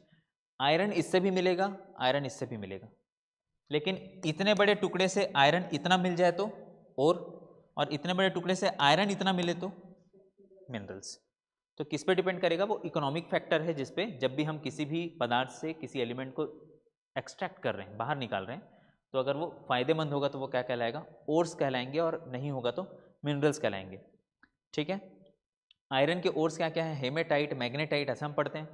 वो ओर्स इसलिए कहला रहे हैं क्योंकि वहां से हम जब भी आयरन निकालेंगे तो हमको इकोनॉमिक वे पे फायदा होगा, नुकसान नहीं होगा। वेस्ट उतना नहीं निकलेगा जितना निकलना चाहिए, वेस्ट कम निकलेगा और आयरन ज़्यादा निकलेगा, और जिससे नहीं निकलेगा वो क्या कहलाएंगे, मिनरल्स कहलाएंगे। यहाँ तक क्लियर है?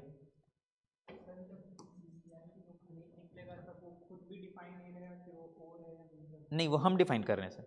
जैसे कोई आप एक पत्थर ले लिए है ना, उससे आपने चाहा कि मैं इससे, यहाँ पर आपको आयरन का टुकड़ा दिख रहा है, तो आपने सोचा कि इससे पहले आयरन निकाल लिया जाए। आपने इससे आयरन निकाला तो इतना ही निकला सर, तो ये क्या कहलाएगा उसका, मिनरल। फिर यही पदार्थ लिया और आयरन इतना दिख रहा है, आपने आयरन निकालने की कोशिश की, इतना आयरन निकल गया, तो अब वो क्या कहलाने लगेगा, उसी सब्सटेंस का ओर। और मिनरल है क्या, मिक्स ऑफ कंपाउंड्स हैं। और मिनरल है क्या, जैसे आयरन का हम निकाल रहे हैं किसी चीज़ से, तो उसमें आयरन भी प्रेजेंट है, उसमें कार्बन भी है, उसमें ऑक्सीजन भी है, ये सब सारी चीज़ें बने, सल्फर भी प्रेजेंट है, फॉस्फोरस भी प्रेजेंट है। तो ये क्या है, मिक्सचर ऑफ एलिमेंट्स है, कंपाउंड्स हैं बहुत बड़े। अब उसमें से हम आयरन निकालेंगे तो आयरन की क्वांटिटी ज़्यादा होगी, तब उसको हम क्या बोलने लगेंगे, और नहीं होगी तो उसका क्या बोलने लगेंगे, मिनरल बोलने लगेंगे। यही डिफरेंस है किसके किसी बीच, आयरन, मिनरल और के बीच। याद क्या रखना है, आयरन की बात करें तो उसमें क्या है, हेमेटाइट, मैग्नेटाइट। एल्यूमिनियम के लिए क्या है, बॉक्साइट। कॉपर के लिए चैल्कोपाराइट। लेड के लिए गैलेना।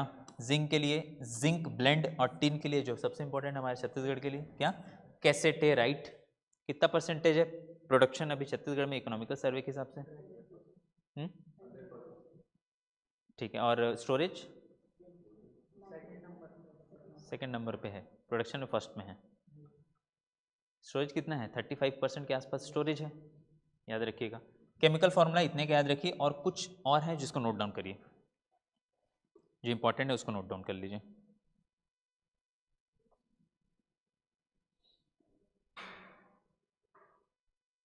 पहले लिखिए सोडियम, सोडियम जिसमें पहले लिखे common salt, common salt.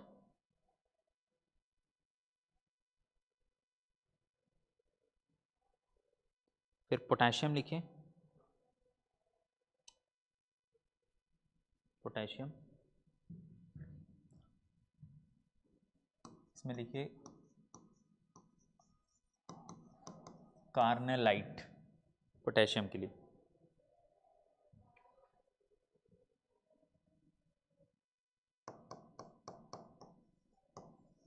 Magnesium के लिए लिखिएगा डोलोमाइट,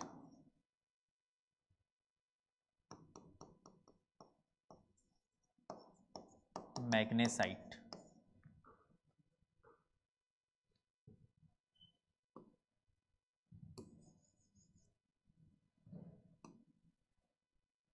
उसके बाद लिखिए कैल्शियम के लिए, कैल्शियम नहीं है ना इसमें, ठीक।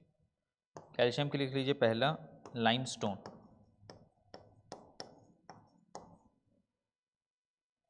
और दूसरा जिप्सम।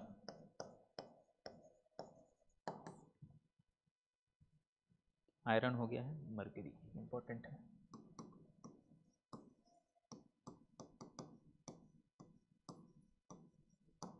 मरकरी के लिए लिखिएगा सिनेबार।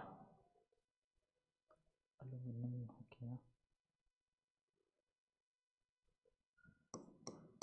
लेड, लेड के लिखिएगा, लेड के लिए है ना इसमें, हाँ लेड तो है, ठीक है। गैलेन नहीं है लेड का। कॉपर हो गया। मैंगनीज के लिए लिखिए मैंगनीज, पायरोल्यूसाइट।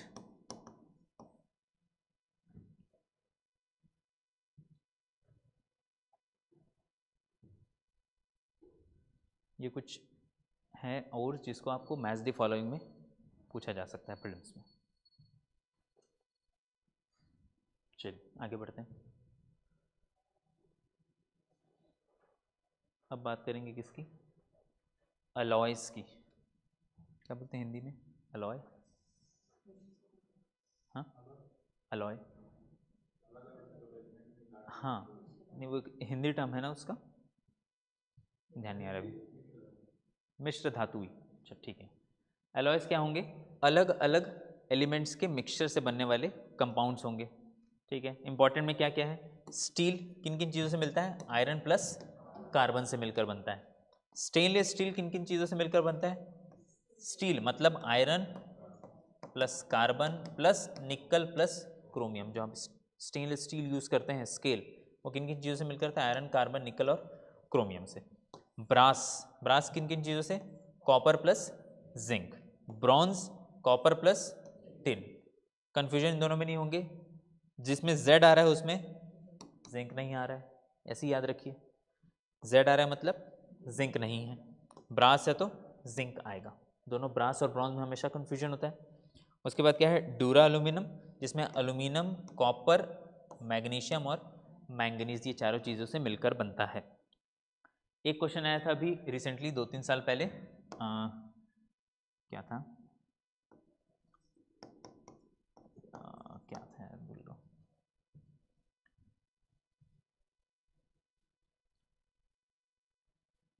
कुछ पूछा था क्वेश्चन जिसमें सिल्वर के परसेंटेज को उसने पूछा था, कितना, क्या चीज़ है वो कंपाउंड? सिल्वर क्या था तुम्हें बताता हूँ।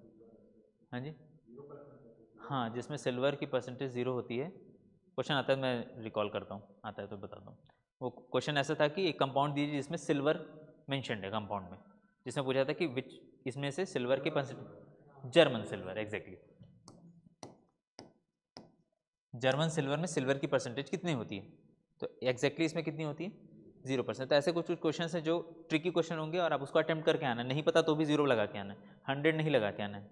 जर्मन लिखा है तो कुछ तो और हो गई, तो इसलिए ऐसे क्वेश्चंस को अटेम्प्ट करके आना है विद दी, एक होता है ना एक तुक्के में भी एक 100% वाला तुक्का, वैसा लगा कर आना है ऐसे क्वेश्चंस को। तो ये किस कौन से टॉपिक से रिलेटेड है? अलॉयस से ही रिलेटेड है। जर्मन सिल्वर हो गया, ब्रास हो गया, ब्रॉन्ज हो गया, स्टेनलेस स्टील हो गया, स्टील हो गया, ये सब है। इसके बाद एक और है सोल्डर, सोल्डर किन किन चीज़ों से मिलकर बनता है? सोल्डरिंग सुना है ना, ये बना होता है टिन और लेड, ये दोनों चीज़ों से मिलकर बनता है सोल्डर। इसको भी लिख लीजिएगा एड ऑन।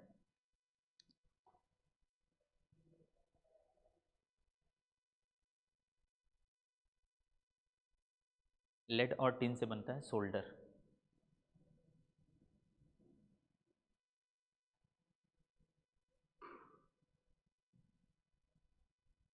चलिए कुछ एवरीडे केमिस्ट्री जो कंपाउंड्स हैं उसके बारे में डील करते हैं अगले पीडीएफ में।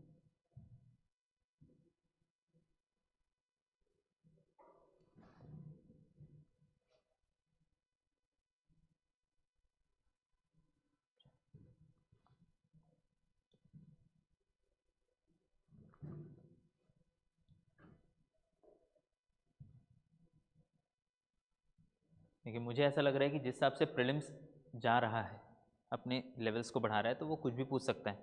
और वाटर ऐसा टॉपिक है जो सिर्फ वाटर में H2O के अलावा हमें ज़्यादा केमिस्ट्री उसकी पता नहीं होती। तो क्या क्या चीज़ें याद रखनी है वाटर में? कैसे फॉर्म होता है वाटर? H2 और O2 के मिलने से फॉर्म होता है H2 और हाफ O2, मतलब इसको हम क्या बोलते हैं? Nascent oxygen. नेसेंट ऑक्सीजन से मिलकर बनेगा क्या? H2O। एक प्रकार का किस टाइप का रिएक्शन है? एक्सोथर्मिक रिएक्शन है। एक्सोथर्मिक मतलब जिसमें रिएक्शन में हीट बाहर निकलती है रिएक्शन में, उसको हम क्या बोलेंगे? एक्सोथर्मिक रिएक्शन बोलेंगे। कितनी वैल्यू है? लगभग 285 किलो जूल पर मोल वैल्यू है इसकी। क्लियर? नेसेंट मतलब सिंगल मॉलिक्यूल, किसी भी का सिंगल मॉलिक्यूल का हम बोलेंगे नेसेंट, या फिर इसके लिए टर्म यूज करते हैं रेडिकल। तो कोई भी ऐसे एलिमेंट्स जो सिंगल फॉर्म में एग्जिस्ट नहीं करते उनको हम क्या बोलेंगे? या तो नेसेंट या तो रेडिकल, जो रेडिली किसी भी चीज से रिएक्ट करने के लिए तैयार हो। जैसे O2 है, O2 क्या स्टेबल कंपाउंड है? O2 के लास्ट वैलेंस शेल में कितने इलेक्ट्रॉन हैं? 6 हैं। कितने इलेक्ट्रॉन्स की जरूरत है? 2 इलेक्ट्रॉन की जरूरत है। यहां पर क्या करते हैं? एक ऑक्सीजन और दूसरे ऑक्सीजन 2 इलेक्ट्रॉन को क्या कर देते हैं? आप आपस में शेयर कर लेते हैं और किसका फॉर्म करते हैं? O2 का फॉर्म करते हैं। तो यहाँ पर नेसेंट कहने का मतलब सिंगल O2 होगा, सिंगल O होगा। O होने की वजह से अभी कितने इलेक्ट्रॉन की जरूरत है? 2 इलेक्ट्रॉन्स की जरूरत है। तो ये फिर क्या कहलाएंगे? नेसेंट ऑक्सीजन कहलाएंगे या फिर रेडिकल ऑक्सीजन कहलाएंगे। क्लियर? ठीक है। इसको यूनिवर्सल सॉल्वेंट बोलते हैं। क्या बोलेंगे सॉल्वेंट को हिंदी में? हाँ, विलायक, सार्वभौमिक विलायक, ऐसा कुछ बोलेंगे। ठीक है। हाइड्रोजन बॉन्डिंग, H बॉन्ड बनाते हैं, स्ट्रक्चर को भी डील करते हैं। और मैक्सिमम डेंसिटी इसकी कौन से डिग्री पे होती है? 4 डिग्री पे होती है। ये इंपॉर्टेंट है। 4 डिग्री सेंटीग्रेड पे सबसे ज़्यादा डेंसिटी होती है वाटर की। क्लियर? स्ट्रक्चर देखेंगे तो क्या होता है? टेट्राहेड्रल स्ट्रक्चर होता है। टेट्राहेड्रल कहने का मतलब एक सेंटर में इलेक्ट्रॉन होगा, 3 ऐसा इलेक्ट्रॉन होंगे। 3D में जब देखेंगे ना तो ऐसा होंगे इलेक्ट्रॉन, 2 बॉन्ड्स ऐसे होंगे नीचे की तरफ और एक बॉन्ड क्या होगा? ऊपर की तरफ। ये कौन सा स्ट्रक्चर कहलाता है? टेट्राहेड्रल स्ट्रक्चर कहलाता है। इसमें चूंकि आपके सिलेबस में बिल्कुल भी नहीं है हाइब्रिडाइजेशन, तो आपको क्या याद रखना है? बस sp3 हाइब्रिडाइजेशन होता है किसमें? वाटर में। क्लियर? कितने बॉन्ड्स बनाते हैं हाइड्रोजन के? 4 बॉन्ड बनाते हैं। एक ऊपर की तरफ बनाएंगे और 3 नीचे की तरफ बनाएंगे। क्लियर? हाँ, इस केस में ऊपर ले सकते हैं, पीछे ले सकते हैं, जिधर भी। 2D है ये डायग्राम। अगर 3D में बनाएंगे तो क्या होगा? यहाँ पर जो हाइड्रोजन कनेक्ट होंगे वो जुड़ेंगे O से, यहाँ भी हाइड्रोजन जो कनेक्ट होंगे वो जुड़ेंगे O से, और ऊपर जो हाइड्रोजन कनेक्ट होगा वो भी किससे जुड़ जाएगा? O से।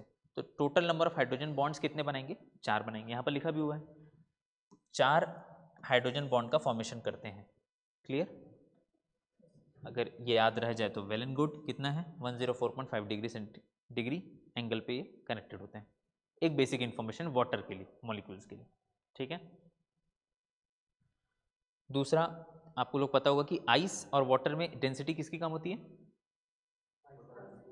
वाटर की कि आइस की? आइस की ना। आइस की डेंसिटी कम होती है, इस वजह से आइस क्या होता है? वाटर के ऊपर फ्लोट करने लगता है। तो आइस की density is less than the density of water. ठीक है, बेसिक क्लियर है। चलिए next day to day life में आता है वो क्या है? Bleaching powder. क्या है केमिकल फॉर्मूला इसका? CaOCl2। CaOCl2। ये एक फॉर्मूला है ब्लीचिंग पाउडर का, ब्लीच के लिए काम आता है, ये तो क्लियर है। दूसरा डिसइंफेक्शन के लिए भी काम आता है। जब हम स्विमिंग पूल में क्लोरीन डाल रहे होते हैं तो उसमें भी क्या यूज़ हो रहा होता है, ब्लीचिंग पाउडर यूज़ होता है क्लोरीन के फॉर्म में, ठीक है। कैसे बनता है, reaction with dry calcium hydroxide, ठीक है। जब भी हम कैल्शियम हाइड्रोक्साइड को क्लोरीन से रिएक्ट करते हैं गैस से, तो वो क्या फॉर्म करता है, ब्लीचिंग पाउडर और वाटर का फॉर्मेशन करता है। ये दो रिएक्शन क्यों लिखे गए हैं, जब भी हम कैल्शियम हाइड्रोक्साइड को ड्राई ना लेकर डाइल्यूट फॉर्म में लेंगे, कोल्ड फॉर्म में लेंगे, तो क्या बन जाता है, कुछ दूसरा कंपाउंड बन जाएगा। अगर हॉट एंड कंसनट्रेटेड लेंगे तो क्या बन जाता है, कोई दूसरा कंपाउंड बन जाता है। तो ब्लीचिंग पाउडर बनाने के लिए सबसे इंपॉर्टेंट क्या है, ये ड्राई कैल्शियम हाइड्रोक्साइड। इसलिए दो रिएक्शन मैंने इंक्लूड किया है, क्योंकि आपको ध्यान में रहना चाहिए कि जब भी हम ब्लीचिंग पाउडर का फॉर्मेशन करेंगे तो क्या होना चाहिए उसके लिए, प्रोडक्ट रिएक्टेंट क्या होना चाहिए, ड्राई कैल्शियम हाइड्रोक्साइड होना चाहिए। क्लियर यहाँ तक। जब आप, अगर आपको क्वेश्चन आता है मेंस में कि detail about bleaching powder 4 number में, तो फिर आपको ये सब लिखना पड़ेगा कि उसके प्रॉपर्टीज़ क्या हैं, क्या क्या फंक्शन है उसके। जैसे मैंने बताया कि एक फंक्शन है डिसइंफेक्टेंट का और एक फंक्शन है कलर को निकालने का। एक फंक्शन होता है ब्लीचिंग पाउडर का, हम यूज़ जान रहे हैं।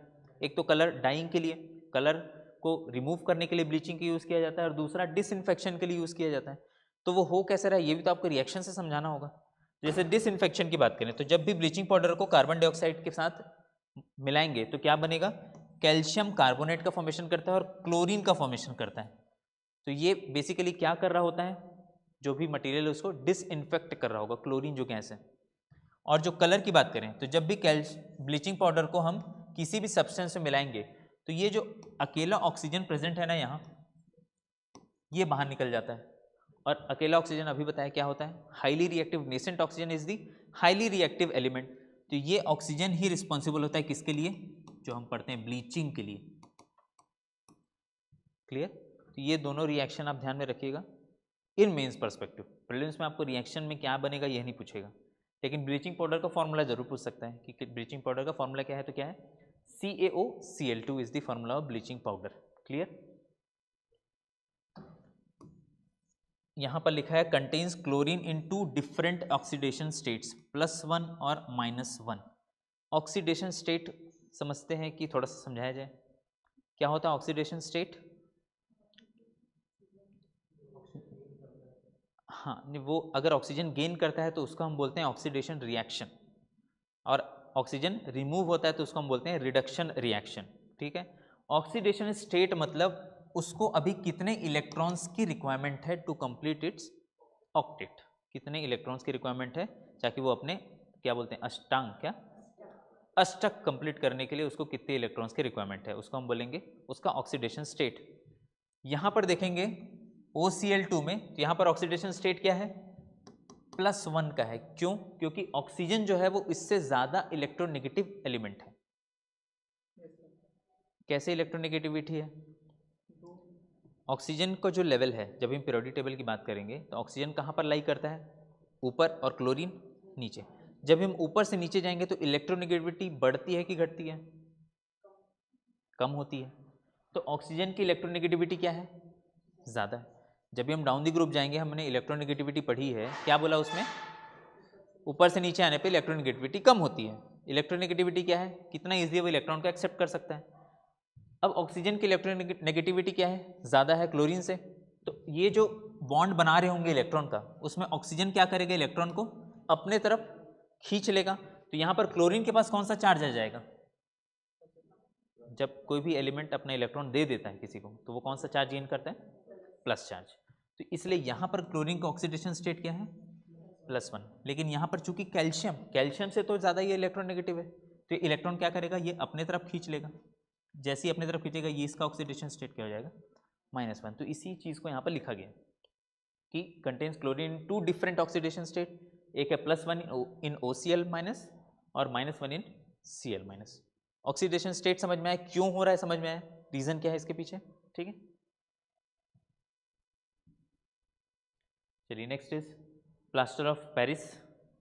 क्या है फॉर्मूला प्लास्टर ऑफ पेरिस का, CaSO4.12H2O is the formula of plaster of Paris. Production कैसे होता है, किससे होता है, जिप्सम में, जिसका फॉर्मूला क्या है, CaSO4.2H2O। क्या करते हैं, जिप्सम को एक निश्चित टेम्परेचर में हीट करेंगे। तो इसमें इन दोनों में डिफरेंस क्या नजर आ रहा है फॉर्मूला में, इसमें वाटर मॉलिक्यूल 2 है, इसमें हाफ है, मतलब वाटर मॉलिक्यूल की कमी है इसमें। तो जब भी हीट करेंगे तो क्या होगा, वाटर एवापोरेट हो जाएगा, बाहर हो जाएगा। तो जब भी इसको 120 डिग्री सेंटीग्रेड में हीट करते हैं तो क्या फॉर्मेशन होता है, प्लास्टर ऑफ पेरिस। लेकिन अगर इससे ज़्यादा या इससे कम करेंगे तो क्या फॉर्म हो जाता है, एनहाइड्रस कैल्शियम सल्फेट और कैल्शियम ऑक्साइड का मिक्सचर, ये फॉर्म हो जाएगा, जिसको हम क्या बोलते हैं, डेड बर्न्ड प्लास्टर, जिसका हमारे पास कोई यूज़ नहीं है। तो जब भी प्लास्टर ऑफ पेरिस की बात करेंगे तो इसको कितने डिग्री सेंटीग्रेड में बर्न करते हैं, 120 डिग्री सेंटीग्रेड में, किसको, जिप्सम को, जो कन्वर्ट होता है प्लास्टर ऑफ पेरिस में। लेकिन अगर हायर टेम्परेचर में बर्न करेंगे तो क्या फॉर्म होता है, डेड बर्न प्लास्टर, जिसमें क्या क्या फॉर्म हो रहा है, कैल्शियम सल्फेट, कैल्शियम ऑक्साइड और सल्फर डाइऑक्साइड गैस के फॉर्म में इवॉल्व हो जाएगा। ठीक है, जब भी एक प्लास्टर ऑफ पेरिस को हम पानी में मिक्स करेंगे, देखा है प्लास्टर ऑफ पेरिस को जब भी हम पानी में मिक्स करते हैं तो वो हीट होना स्टार्ट हो जाता है, हीट इवॉल्व होना स्टार्ट होता है। तो वो किस टाइप का प्रोसेस है, एक्सोथर्मिक प्रोसेस है। जैसे ही हम प्लास्टर ऑफ पेरिस को पानी में मिक्स करेंगे तो ये हाफ H2O फिर से किस में कन्वर्ट हो जाता है, 2H2O में, और क्या बना देता है, जिप्सम, जो कि क्या है, सॉलिड फॉर्म में जो कन्वर्ट हो जाता है प्लास्टर ऑफ पेरिस, वो किस वजह से, किस में कन्वर्जन की वजह से, जिप्सम में कन्वर्जन की वजह से। क्लियर, ठीक है, वो रिएक्शन वहाँ पर लिखा हुआ है, CaSO4.12H2O when combines with 1/2 H2O form gypsum। ये जो है ना, इसको थोड़ा सा डिटेल कर लेते हैं, ऑर्थोरोम्बिक स्ट्रक्चर, और इसके बाद बनता है ये मोनोक्लिनिक स्ट्रक्चर। जैसे ही हम प्लास्टर ऑफ पेरिस को पानी में डुबाते हैं तो क्या डूबते साथ हार्ड हो जाता है, क्या नहीं होता है, उसके बीच में स्ट्रक्चरल चेंजेस होते हैं। तो पहले जो स्ट्रक्चर होता है वो क्या होता है, मोनोक्लिनिक स्ट्रक्चर होता है, जो कि बाद में कन्वर्ट होकर किस में कन्वर्ट हो जाता है, ऑर्थोरोम्बिक स्ट्रक्चर में, जो कि सॉलिड फॉर्म में होता है। तो जब फॉल सीलिंग कर रहे होते हैं तो उनके हाथ में पेस्ट होता है, तो जब पेस्ट को लगा लेते हैं तो कुछ समय के बाद वो हार्ड हो जाता है, वो अब किस में कन्वर्ट हो जाता है, जिप्सम में कन्वर्ट हो जाता है, हार्ड स्ट्रक्चर में। तो मोनोक्लिनिक से ऑर्थोरोम्बिक स्ट्रक्चर में कन्वर्ट हो जाता है। ठीक है, लिख ली।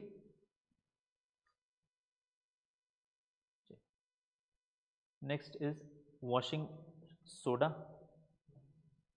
क्या है इसका नॉर्मल नाम, निरमा, वॉशिंग पाउडर निरमा। क्या है इसका formula, Na2CO3 10H2O is the formula of washing soda. ठीक है, कोर रिएक्शन की बात करें, इसका जो प्रोडक्शन हो रहा है वो कैसे हो रहा होगा, ब्राइन सॉल्यूशन। ब्राइन सॉल्यूशन कहने का मतलब इसमें क्या होता है, NaCl और H2O का सॉल्यूशन को हम बोलते हैं ब्राइन सॉल्यूशन। इस ब्राइन सॉल्यूशन को हम किस में इनपुट करेंगे, सैचुरेटेड टावर में। इसमें हम क्या इनपुट दे रहे हैं, अमोनिया।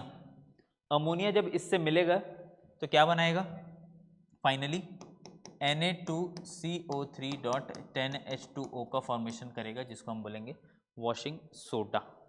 ठीक है, इस प्रोसेस को बोलते हैं सॉल्वे अमोनिया प्रोसेस। लिखा है क्या, हाँ ये लिखा है, सॉल्वे प्रोसेस या सॉल्वे अमोनिया प्रोसेस बोलते हैं। इस प्रोसेस को क्या बोलते हैं, सॉल्वे अमोनिया प्रोसेस, जिसमें हम क्या लेते हैं, रिएक्टेंट में ब्राइन सॉल्यूशन प्लस अमोनिया, जो कि फाइनली क्या बनाता है, वॉशिंग सोडा, जिसका फॉर्मूला है Na2CO3.10H2O। प्रोसेस को क्या बोलते हैं, सॉल्वे अमोनिया प्रोसेस। क्वेश्चन क्या आएगा प्रीलिम्स में, विच of the following compound is found by the process of Solvay ammonia. कौन सा कंपाउंड है, वॉशिंग सोडा। फॉर्मूला ध्यान में रखिएगा, वहाँ जाके आप निश्चित रूप से कंफ्यूज होंगे, वॉशिंग सोडा और कॉस्टिक सोडा में कंफ्यूज हो जाएंगे वहाँ, तो फॉर्मूला ध्यान में रखिएगा। ठीक है, चलिए रिएक्शंस यहाँ लिखे हुए हैं, थोड़ा मीन्स पर्सपेक्टिव, इसलिए मैं ज़्यादा डिटेल नहीं कर रहा हूँ अभी, है ना, क्योंकि काफ़ी सारी चीज़ें कवर करनी है। चलिए नेक्स्ट इज सोडियम बाइकार्बोनेट, जिसको हम क्या बोलते हैं, बेकिंग सोडा। कॉमन लैंग्वेज में क्या है, इनो। इनो सुना है, काम करे सिर्फ 2 मिनट में नहीं सर, उतना दिन में मैगी बनता है सर, 6 सेकेंड में। आपका इनो थोड़ा स्लो है। इनो क्या है फॉर्मूला, NaHCO3। क्या बोलेंगे इसको, सोडियम क्या, बाइकार्बोनेट, ऐसा लिखकर भी आएगा ऑप्शन में, तो दोनों चीज़ों को याद में रखिएगा। सोडियम बाइकार्बोनेट NaHCO3, दो टर्म लिखे हैं, एंट एसिड है और फायर एक्सटिंग्विशर है। फायर एक्सटिंग्विशर से तो समझ में आ गया कि क्या करता है, ये आग बुझाने के लिए काम आता है। एंट एसिड मतलब क्या होता है, इनो ही होता है, ठीक है। एंट एसिड मतलब जो पेट, जो स्टमक में एसिडिटी है उसको किस में कन्वर्ट करता है, बेस फॉर्म में। इस कन्वर्ट करने का काम कौन करता है, ये बेकिंग सोडा काम करता है। क्लियर। इसके बाद नेक्स्ट क्या है यहाँ पर, ग्लास। ग्लास को हम बोलते हैं एमॉर्फस सॉलिड। इसको हम एक और नाम से जानते हैं, सुपर कूल्ड लिक्विड। जो ग्लास जो है वो क्या बोलते हैं, सुपर कूल्ड लिक्विड। जो उसके अंदर जो भी सब्सटेंस कंपाउंड्स हैं वो क्या हैं, कूल्ड स्टेट में है, इसलिए हम उसको क्या बोलते हैं, सुपर कूल्ड लिक्विड या फिर एमॉर्फस सॉलिड। क्या होता है बेसिक फॉर्मूला, M2O6SiO2, ठीक है। M का मतलब क्या है, कोई भी alkaline metals. Alkaline metals, alkali metals और एल्कालाइन अर्थ मेटल्स समझते हैं। फर्स्ट वाले ग्रुप, जो फर्स्ट ग्रुप है उसको हम क्या बोलते हैं, एल्कालाइन मेटल्स, और सेकंड वाले को क्या बोलते हैं, एल्कालाइन अर्थ मेटल्स। यहाँ पर M में हम क्या डालेंगे, एल्कालाइन मेटल्स डालेंगे, सोडियम पोटेशियम जैसे। एल्कालाइन मतलब दोनों ही ग्रुप के कोई भी एलिमेंट्स होंगे। और R क्या है, डाई चार्ज एलिमेंट जैसे कि कैल्शियम, लेड और जिंक। डाई चार्ज मतलब जिसमें डबल होंगे, 2 इलेक्ट्रॉन्स वो लॉस कर लिया होगा, वैसे एलिमेंट्स को क्या बोलेंगे, डाई चार्ज एलिमेंट्स। तो यहाँ पर क्या रखेंगे, एल्कालाइन मेटल्स, और यहाँ पर डाई चार्ज एलिमेंट्स को रखेंगे, तो वो क्या फॉर्म कर रहे होंगे, ग्लास का फॉर्मेशन कर रहे होंगे। क्लियर। कुछ कुछ टाइप्स हैं ग्लास के। पहला क्या है, वाटर ग्लास, इसका फॉर्मूला क्या है, Na2OSiO2। सोडा या सॉफ्ट ग्लास, ये इसका फॉर्मूला क्या है, Na2OCaO6SiO2। वैसे ही क्या है, पोटैश या hard glass, K2O calcium oxide और सिलिका ऑक्साइड। और लास्ट में क्या है, फ्लिंट ग्लास, जिसका फॉर्मूला K2O लेड ऑक्साइड और सिलिका ऑक्साइड। तो कुछ जिंक, सर बहुत सारे टाइप्स हैं ग्लास के, उतना सारा टाइप इंक्लूड करते बना नहीं, बहुत सारे। जैसे क्या होगा कि रेड ग्लास होगा, कुछ ब्लैक ग्लासेस होंगे, तो उसमें जैसे किसी ग्लास का प्रकार होगा रेड, तो उसमें कौन सा एलिमेंट जुड़ रहा होगा, आयरन, ऑक्सीडेशन 2 स्टेट वाला। जैसे ये आयरन, इसको आप यहाँ पर इंक्लूड करेंगे तो रेड कलर जो आएगा वो किसके वजह से आएगा, इस आयरन की वजह से। तो बहुत सारे टाइप्स ऑफ ग्लास हैं, तो आपको फॉर्मूला याद नहीं रखना है हर एक ग्लास का, लेकिन एक जनरलाइज फॉर्मूला याद रखना है कि उसमें होते क्या है। एक अल्कालाइन मेटल होता है, पहला तो चीज़ जान लिया। दूसरा, एक डाई चार्ज एलिमेंट्स होते हैं और उसका फॉर्मूला इस तरीके से बनता है। कुछ कुछ के एग्जाम्पल याद रखिए, water glass, soda, potash, flint. इसके आगे जाने का मुझे नहीं लगता कि इसके आगे भी जाएगा कि ये कलर का ग्लास किससे बनता है, ये कलर, ऐसा नहीं जाना चाहिए, कायदे से नहीं जाना चाहिए। तो आप एक बेसिक ओवरव्यू रखिए कि ग्लास क्या है, एमॉर्फस सॉलिड्स हैं, सुपर कूल्ड लिक्विड्स हैं, इसका एक जनरलाइज फार्मूला और कुछ एग्जाम्पल्स, ठीक है। क्योंकि आप जो बोल रहे हैं कि जिंक आएगा, आयरन आएगा, वो आएगा, लेकिन बहुत सारे टाइप्स ऑफ ग्लास हैं। कलर पे वेरिएशन होगा, स्ट्रक्चर पे वेरिएशन होगा, तो उसमें बहुत सारे टाइप्स बनेंगे जो कि हमें पढ़ने की अभी ज़रूरत नहीं है फिलहाल, है ना। चलिए फिर आते हैं एक टॉपिक है, क्या, पॉलीमर्स। कहाँ देखा था पॉलीमर्स इसके पहले, बायो में कहाँ पढ़ा था पॉलीमर्स, स्टार्च में पढ़ा था। लीवर में, लीवर में क्या पढ़े थे सर, कौन सा पॉलीमर था, वही मैं जानना चाह रहा हूँ, बताइए। वो पॉलीमर तो नहीं है सर। हाँ हाँ, प्रोटीन बनाते हैं सर। अभी जो आप बोल रहे स्टार्च, सेलुलोज, एक और एग्जाम्पल पढ़ा था, क्या था, जो कि लीवर स्टोर करता है, बताया भी था। ये देखा था, ग्लाइकोजन, ये भी एक प्रकार का क्या है, पॉलीसेकेराइड्स हैं। ये भी क्या है, एक प्रकार का पॉलीमर्स हैं। ये कहाँ स्टोर होता है, वही जो आप बोल रहे कहाँ, लीवर में, ठीक है। तो पॉलीमर्स क्या है, बेसिकली मोनोमर यूनिट्स के लॉन्ग चेन को हम क्या बोलते हैं, पॉलीमर्स बोलते हैं। इसमें प्रीलिम्स पॉइंट ऑफ व्यू से क्या इंपॉर्टेंट है कि कितने कितने टाइप्स ऑफ पॉलीमर्स हैं ऑन द बेसिस ऑफ उसके कैटेगराइजेशन।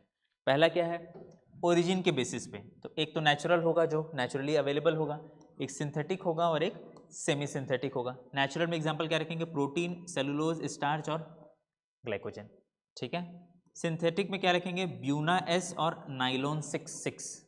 क्लियर। सेमी सिंथेटिक में नाइट्रोसेल्यूलोज और रेयॉन।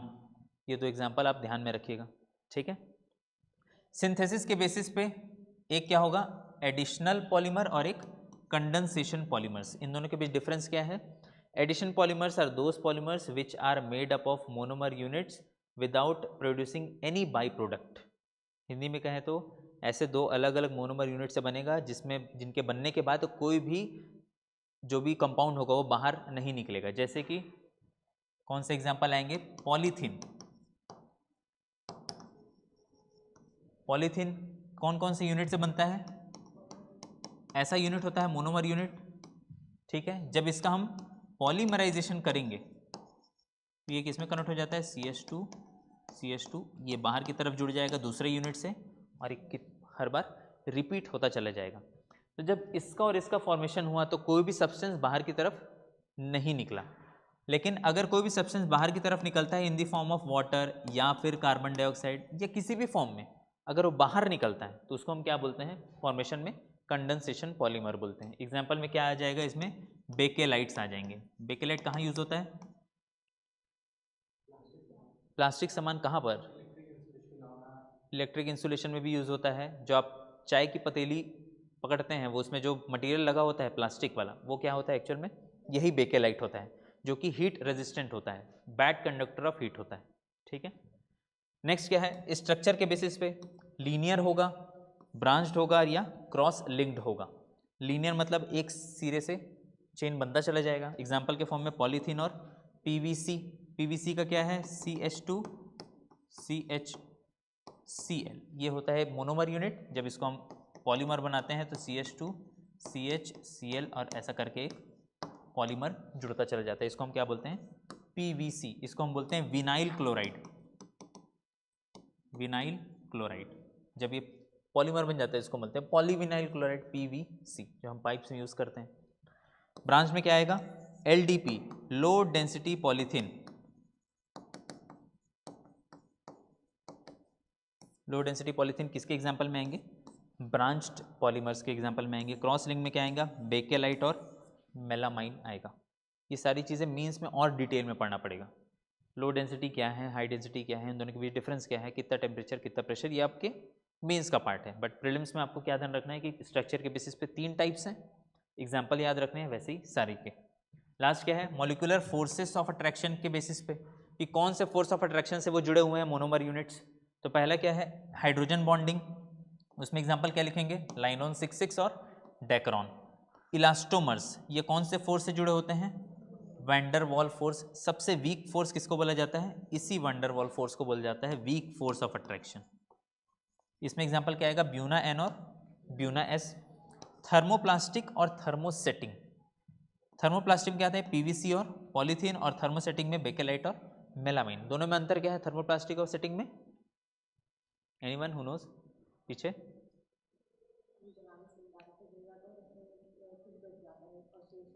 ना, देखिए थर्मोप्लास्टिक ऐसे प्लास्टिक हैं जिनको हम हीट देकर दोबारा रीशेप कर सकते हैं। PVC जब आपके यहाँ आता है मिस्त्री लगाने, PVC उसको गर्म करता है और किसी भी सब्सटेंस में ईजिली उसको, जब वो गर्म करने से क्या होता है, लचीला हो जाता है। उसके बाद आप किसी भी सब्सटेंस में उसको मोल्ड कर सकते हैं, किसी भी शेप में ढाल सकते हैं। तो ऐसे प्लास्टिक को हम क्या बोलते हैं, थर्मोप्लास्टिक बोलते हैं। थर्मोसेटिंग वो पॉलीमर्स हैं जिनको एक बार गर्म करने पर जो वो शेप ले लें उसके बाद वो शेप चेंज नहीं होता। तो जैसे कभी आपके चाय के पतीले का जो हैंडल है जल जाएगा तो उसके बाद दोबारा उसको आप फिर से रीशेप नहीं कर सकते, वो जिस शेप में कन्वर्ट हो गया वो वैसा ही रहेगा, फिर वो हार्ड हो जाता है प्लास्टिक। तो थर्मोसेटिंग क्या कैसे हैं, जो कि रीशेप नहीं हो सकते हीट देने पर।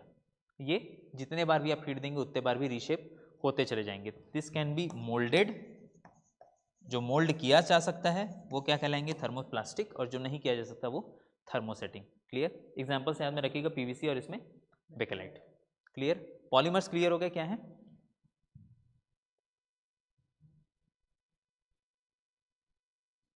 इसमें डायग्राम भी दिया हुआ है, लीनियर है, ब्रांच्ड है और क्रॉस लिंक्ड है, तो ठीक है, क्लियर होते चले जाएगा। चलिए एग्जाम्पल में देख लेते हैं। पॉलीथीन का एग्जांपल देखते हैं। एडिशन पॉलीमर्स में क्या होगा, पॉलीथीन हाई टेम्परेचर में किस में कन्वर्ट हो जाएगा, पॉलीथीन में कन्वर्ट हो जाएगा, इथीन। अगर टेम्परेचर सबसे ज़्यादा होगा, हाई होगा टेम्परेचर और प्रेशर हाई होगा, तो पॉलीथीन का साइज क्या होगा, पतला होगा, तो उसकी डेंसिटी क्या हो जाएगी। ये इतने सरफेस में मैं पॉलीथीन बना रहा हूँ, इसके अंदर डाल दिया इथीन, उसके बाद इसको डेंसिटी कम हो जाएगी। जब वो किसी कोई भी चीज़ पतला होगा तो उसकी डेंसिटी कम हो जाएगी। तो जब भी किसी प्लास्टिक को हम हाई टेम्परेचर और प्रेशर में बनाते हैं इथीन को, तो किस में कन्वर्ट होता है, LDP, लो डेंसिटी पॉलीथीन में। और सिमिलरली हाई डेंसिटी के लिए लो टेम्परेचर और लो प्रेशर लगेगा, तो वो किस में कन्वर्ट हो जाता है, ये जरूर ध्यान में रखिए। जब भी हम हाई डेंसिटी पॉलीथीन का फॉर्मेशन करते हैं तो कौन सा कैटलिस्ट यूज़ करते हैं, अपमार्जक, क्या बोलते हैं, नहीं अपमार्जक नहीं, वो तो डिटर्जेंट है, उत्प्रेरक। उत्प्रेरक क्या यूज़ करते हैं, जिगलर नाटा कैटलिस्ट, TiCl4 और C2H5 होल थ्राइस एल्यूमिनियम। ये क्या है, जिगलर नाटा कैटलिस्ट कहते हैं इसको। किस में यूज़ होता है, HDP के फॉर्मेशन में, हाई डेंसिटी पॉलीथीन के फॉर्मेशन में। लो डेंसिटी कब बनेगा, जब टेम्परेचर हाई होगा कि लो होगा, हाई होगा, प्रेशर भी हाई होगा, तब LDP बनेगा। क्लियर, ये बेसिक डिफरेंस क्लियर हो गया। नेक्स्ट है आपका टेट्राफ्लोरोइथेन CF2, ये इसका मोनोमर यूनिट है। इसको हम फॉर्म करेंगे तो क्या बन जाता है, एक पॉलीमर बन जाता है जिसको हम क्या बोलते हैं, टेफ्लॉन। टेफ्लॉन कहाँ कहाँ यूज़ होता है, टेफ्लॉन, हाँ जी, टेफ्लॉन टेप में भी यूज़ होता है, बोलते हैं उसको। और यूज़ कहाँ कहाँ होता है, नॉन स्टिक पैन सुना है, नॉन स्टिक का जो सरफेस होता है वो क्या किससे बना होता है, टेफ्लॉन कोटिंग से बना होता है। लड़के लोग रिलेट कर पाएंगे, जो आपकी कार होती है उसके जो चक्के के नीचे का जो हिस्सा होता है, चक्के के ऊपर का, बॉडी के नीचे का हिस्सा, वो उसको हम क्या कराते हैं, टेफ्लॉन कोटिंग कराते हैं, क्योंकि वो नॉन स्टिक नेचर का होता है। तो जो भी डस्ट या धूल लगेगा, जो भी मड उसमें जाकर जमा होगा, कीचड़ जाकर जमा होगा, तो उसको वो कोरोजन नहीं करेगा मेटल को। मेटल बॉडी है आपकी पूरी कार, अगर उसमें वाटर एक जगह इकट्ठा हो जाए तो वहाँ क्या करेगा, जंग लगना स्टार्ट हो जाएगा। तो उस चीज़ से बचाने के लिए हम क्या कोटिंग करवाते हैं, टेफ्लॉन कोटिंग कराते हैं। तो टेफ्लॉन क्या है, एक प्रकार का नॉन स्टिकी सब्सटेंस है, नॉन स्टिक पैनल्स और पैन्स में यूज़ होता है। ठीक है, नेक्स्ट क्या है, PVC यूज़ पता है आपको, क्या है इसका फॉर्मूला, मैंने लिख के बता भी दिया है, CH2CHCl, ये इसका मोनोमर यूनिट है। इसका फिर क्या बन जाता है, पॉलीमर यूनिट बन जाता है। क्या यूज़ होता है PVC का, ज़्यादातर इंसुलेटर के यूज़ में यूज़ होता है, और आज भी ड्रेनेज पाइप जो है वो भी अब किस में यूज़ हो रहे हैं, PVC में यूज़ हो रहे हैं। क्लियर, चलिए कुछ एग्जांपल्स टेबल के फॉर्म में मैंने इंक्लूड कर दिया है, जैसे कि पॉलीथीन का क्या है, PVC, polystyrene, pan, Teflon, Buena rubber, सारी चीज़ों का डिटेल इस टेबल से आप पढ़िएगा। ठीक है, क्या है स्ट्रक्चर वो भी दिया हुआ है, और यहाँ पर उसका नेमिंग दिया हुआ है, मोनोमर यूनिट का नाम क्या है और उसका स्ट्रक्चर क्या है। ये स्ट्रक्चर समझ में आ रहा है, क्या है ये स्ट्रक्चर, ये वाला पॉइंट, ये वाला पॉइंट, ये वाला पॉइंट और ये वाला पॉइंट, ये सारे पॉइंट पे क्या जुड़ा है, कार्बन। डबल है मतलब डबल बॉन्डेड है, बाकी डबल बॉन्ड के बाद जो भी बचेगा वहाँ क्या जुड़ेगा, हाइड्रोजन जुड़ेगा। तो स्ट्रक्चर क्लियर हो जाएगा इससे सारी चीज़ों का। क्या क्या example, Teflon, Buena rubber, S, Dacron, nylon 6 और बेकेलाइट। इसको एक बार जरूर देख के जाइएगा, स्ट्रक्चर नहीं तो कम से कम उसके मोनोमर यूनिट्स क्या क्या हैं वो आपको याद करने हैं, फ्यूचर में भी आपके मेंस के लिए इंपॉर्टेंट है, तो इसको याद करिए। चलिए अब इतनी देर से जितना भी चीज़ें पढ़े वो सब पाप को धो लिया जाए, किससे, साबुन से। साबुन क्या होता है, साबुन लॉन्ग चेन ऑफ हाइड्रोकार्बन। साबुन जो होगा वो दो चीज़ों से मिलकर बनेगा, एक होगा हाइड्रोकार्बन का चेन, कार्बन और हाइड्रोजन के मॉलिक्यूल का चेन होगा, और अंतिम में क्या जुड़ा होगा, एक आयोनिक पार्ट। तो वो स्ट्रक्चर क्या कहलाएगा, सोप कहलाएगा। क्लियर, सोप क्या है, सोडियम और potassium salt of higher fatty acid. Online कोई फैटी एसिड पूछा था शायद उस दिन कि फैटी एसिड का स्ट्रक्चर क्या होता है, शायद इस क्लास में नहीं, पुरानी क्लासेस में होगा। फैटी एसिड जो हमने पढ़ा है ना, फैट को जब तोड़ते हैं तो फैटी एसिड और ग्लिसरॉल में टूट जाता है। तो फैटी एसिड बेसिकली क्या है, लॉन्ग चेन ऑफ कार्बन है। ठीक है, इस लॉन्ग चेन ऑफ कार्बन में अगर कहीं पर सोडियम या पोटेशियम जुड़ जाए तो वो क्या किसका फॉर्मेशन कर देते हैं, सोप का फॉर्मेशन कर देते हैं। ठीक है, सपोनिफिकेशन क्या होता है, फॉर्मेशन ऑफ सोप, जो process of formation of soap है उसको हम क्या बोलते हैं? सपोनिफिकेशन। कैसे बन रहा है? कोई भी एक फैट लिए, फैट क्या है? Long chain of carbon and hydrogen.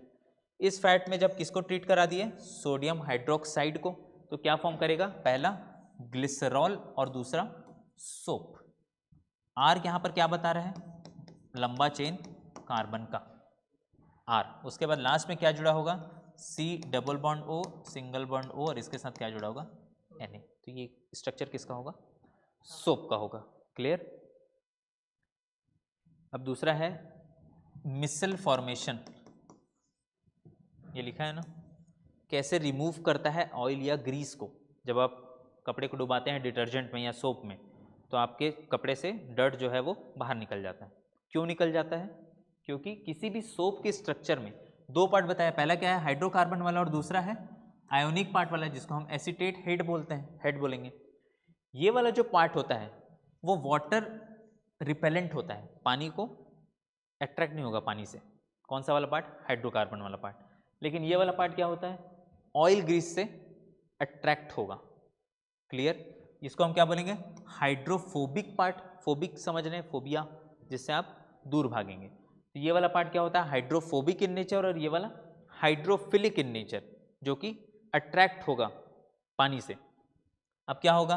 ये ग्रीस लगा हुआ है, जो लंबा चेन है वो वाटर से ना अट्रैक्ट होकर कहाँ अट्रैक्ट हो जाएगा? ऑयल से। ये वाला पोर्शन क्या है? वाटर से अट्रैक्ट होने वाला पोर्शन है, तो ये वाटर मॉलिक्यूल से जुड़ा होगा। ठीक है? फिर उसके बाद आप क्या करेंगे? कपड़ा को धोएंगे। छोपियाहा, कपड़ा छोपियाहा कि नहीं? छोपियाहत का हुई पानी हाँ ओमले निकल ही, पानी निकल ही, तो एहुला लेक निकल ही आऊ, और संगे संग एहुला लेके निकल ही। तो क्या होगा? फाइनली डर्ट जो है वो एक जगह से दूसरी जगह मूव ऑन करेगा, वहाँ से निकल कर बाहर निकल जाएगा कपड़े से। तो इसी पूरे प्रोसेस को क्या बोलते हैं? मिसल फॉर्मेशन बोलते हैं। ठीक है? इसमें दो चीज़ें याद रखनी है, क्रिटिकल मिसल कंसंट्रेशन और दूसरा क्राफ्ट टेम्परेचर। क्राफ्ट टेम्परेचर वो टेम्परेचर है जिसमें ये मिसल का फॉर्मेशन होना है। ज़्यादा टेम्परेचर होगा तो भी नहीं होगा, और कम होगा तो भी नहीं होगा। तो जो नॉर्मल रूम टेम्परेचर के वाटर होते हैं उसमें ईजिली साफ़ होता है कपड़ा। जैसे कुछ कुछ कपड़े होते हैं जिसमें आप वॉशिंग मशीन में देखे होंगे कि 60 डिग्री टेम्परेचर का पानी डालिए, जैसे वुलन क्लोथ्स होते हैं, जो ठंड के कपड़े होते हैं, उसको अक्सर हम गर्म पानी में डुबा कर धोते हैं, क्योंकि उसमें ऐसा स्ट्रक्चर ईजिली बाहर नहीं निकल पाएगा, ऑयल ग्रीस डर्ट होगा, तो इसलिए उसके लिए टेम्परेचर ज़्यादा लगेगा। तो वो जो टेम्परेचर रिक्वायरमेंट है उसको हम क्या बोलते हैं? Craft temperature. और जिस कंसंट्रेशन में साबुन का रिक्वायरमेंट है उस ऑयल ग्रीस को निकालने के लिए, उसको हम क्या बोलेंगे?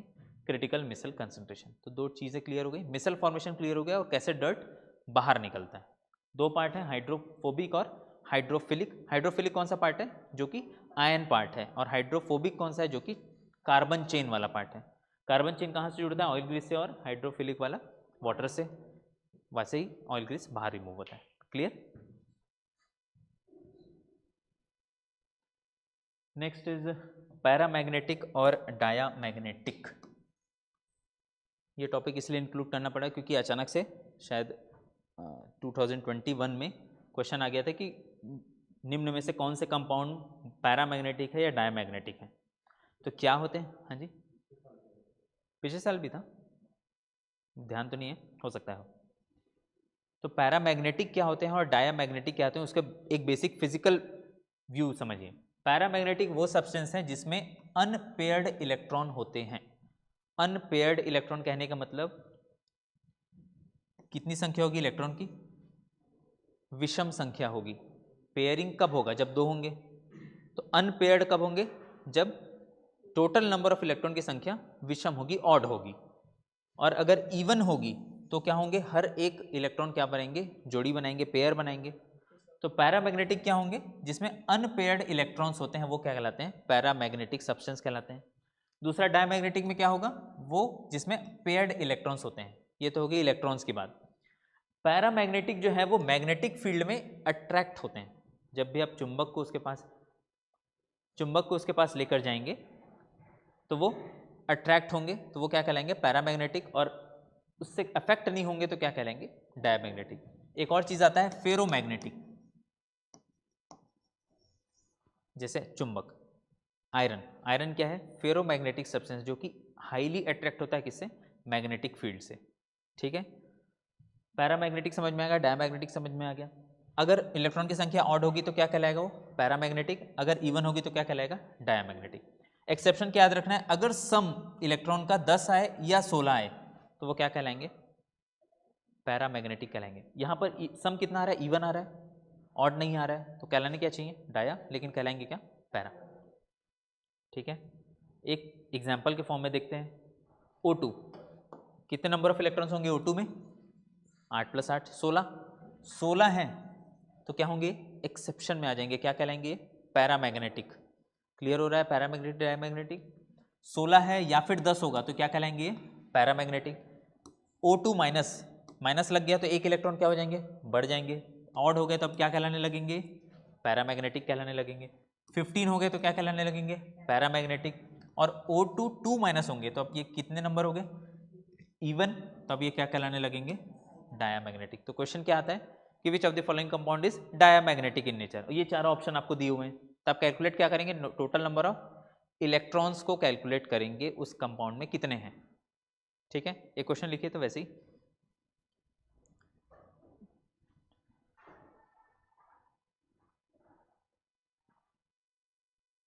विच of the following is paramagnetic और डायामैग्नेटिक, ऐसा करके।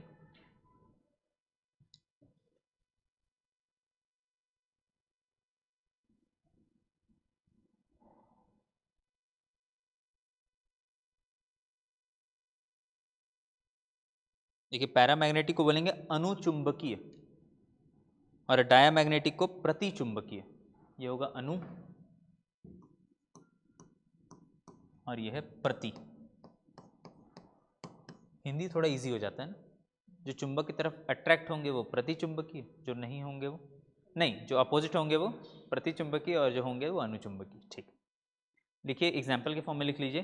पहला डालिए NO, दूसरा लिखिए, थोड़ा लंबा हो गया क्लास। NO हो गया, N2O3, NO2 और N2O4। ये चारों का आप निकाल कर लाइएगा नेक्स्ट क्लास में, है ना। लिख लिए सभी।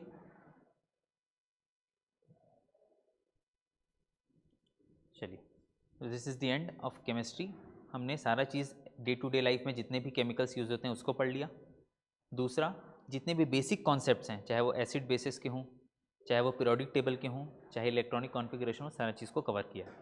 ठीक है, नेक्स्ट क्लास में हम डील करेंगे कौन सा पोर्शन? फिजिक्स वाला पोर्शन। जितना हो सके उतना कवर करने की कोशिश करते हैं। ठीक है, चलिए, थैंक यू।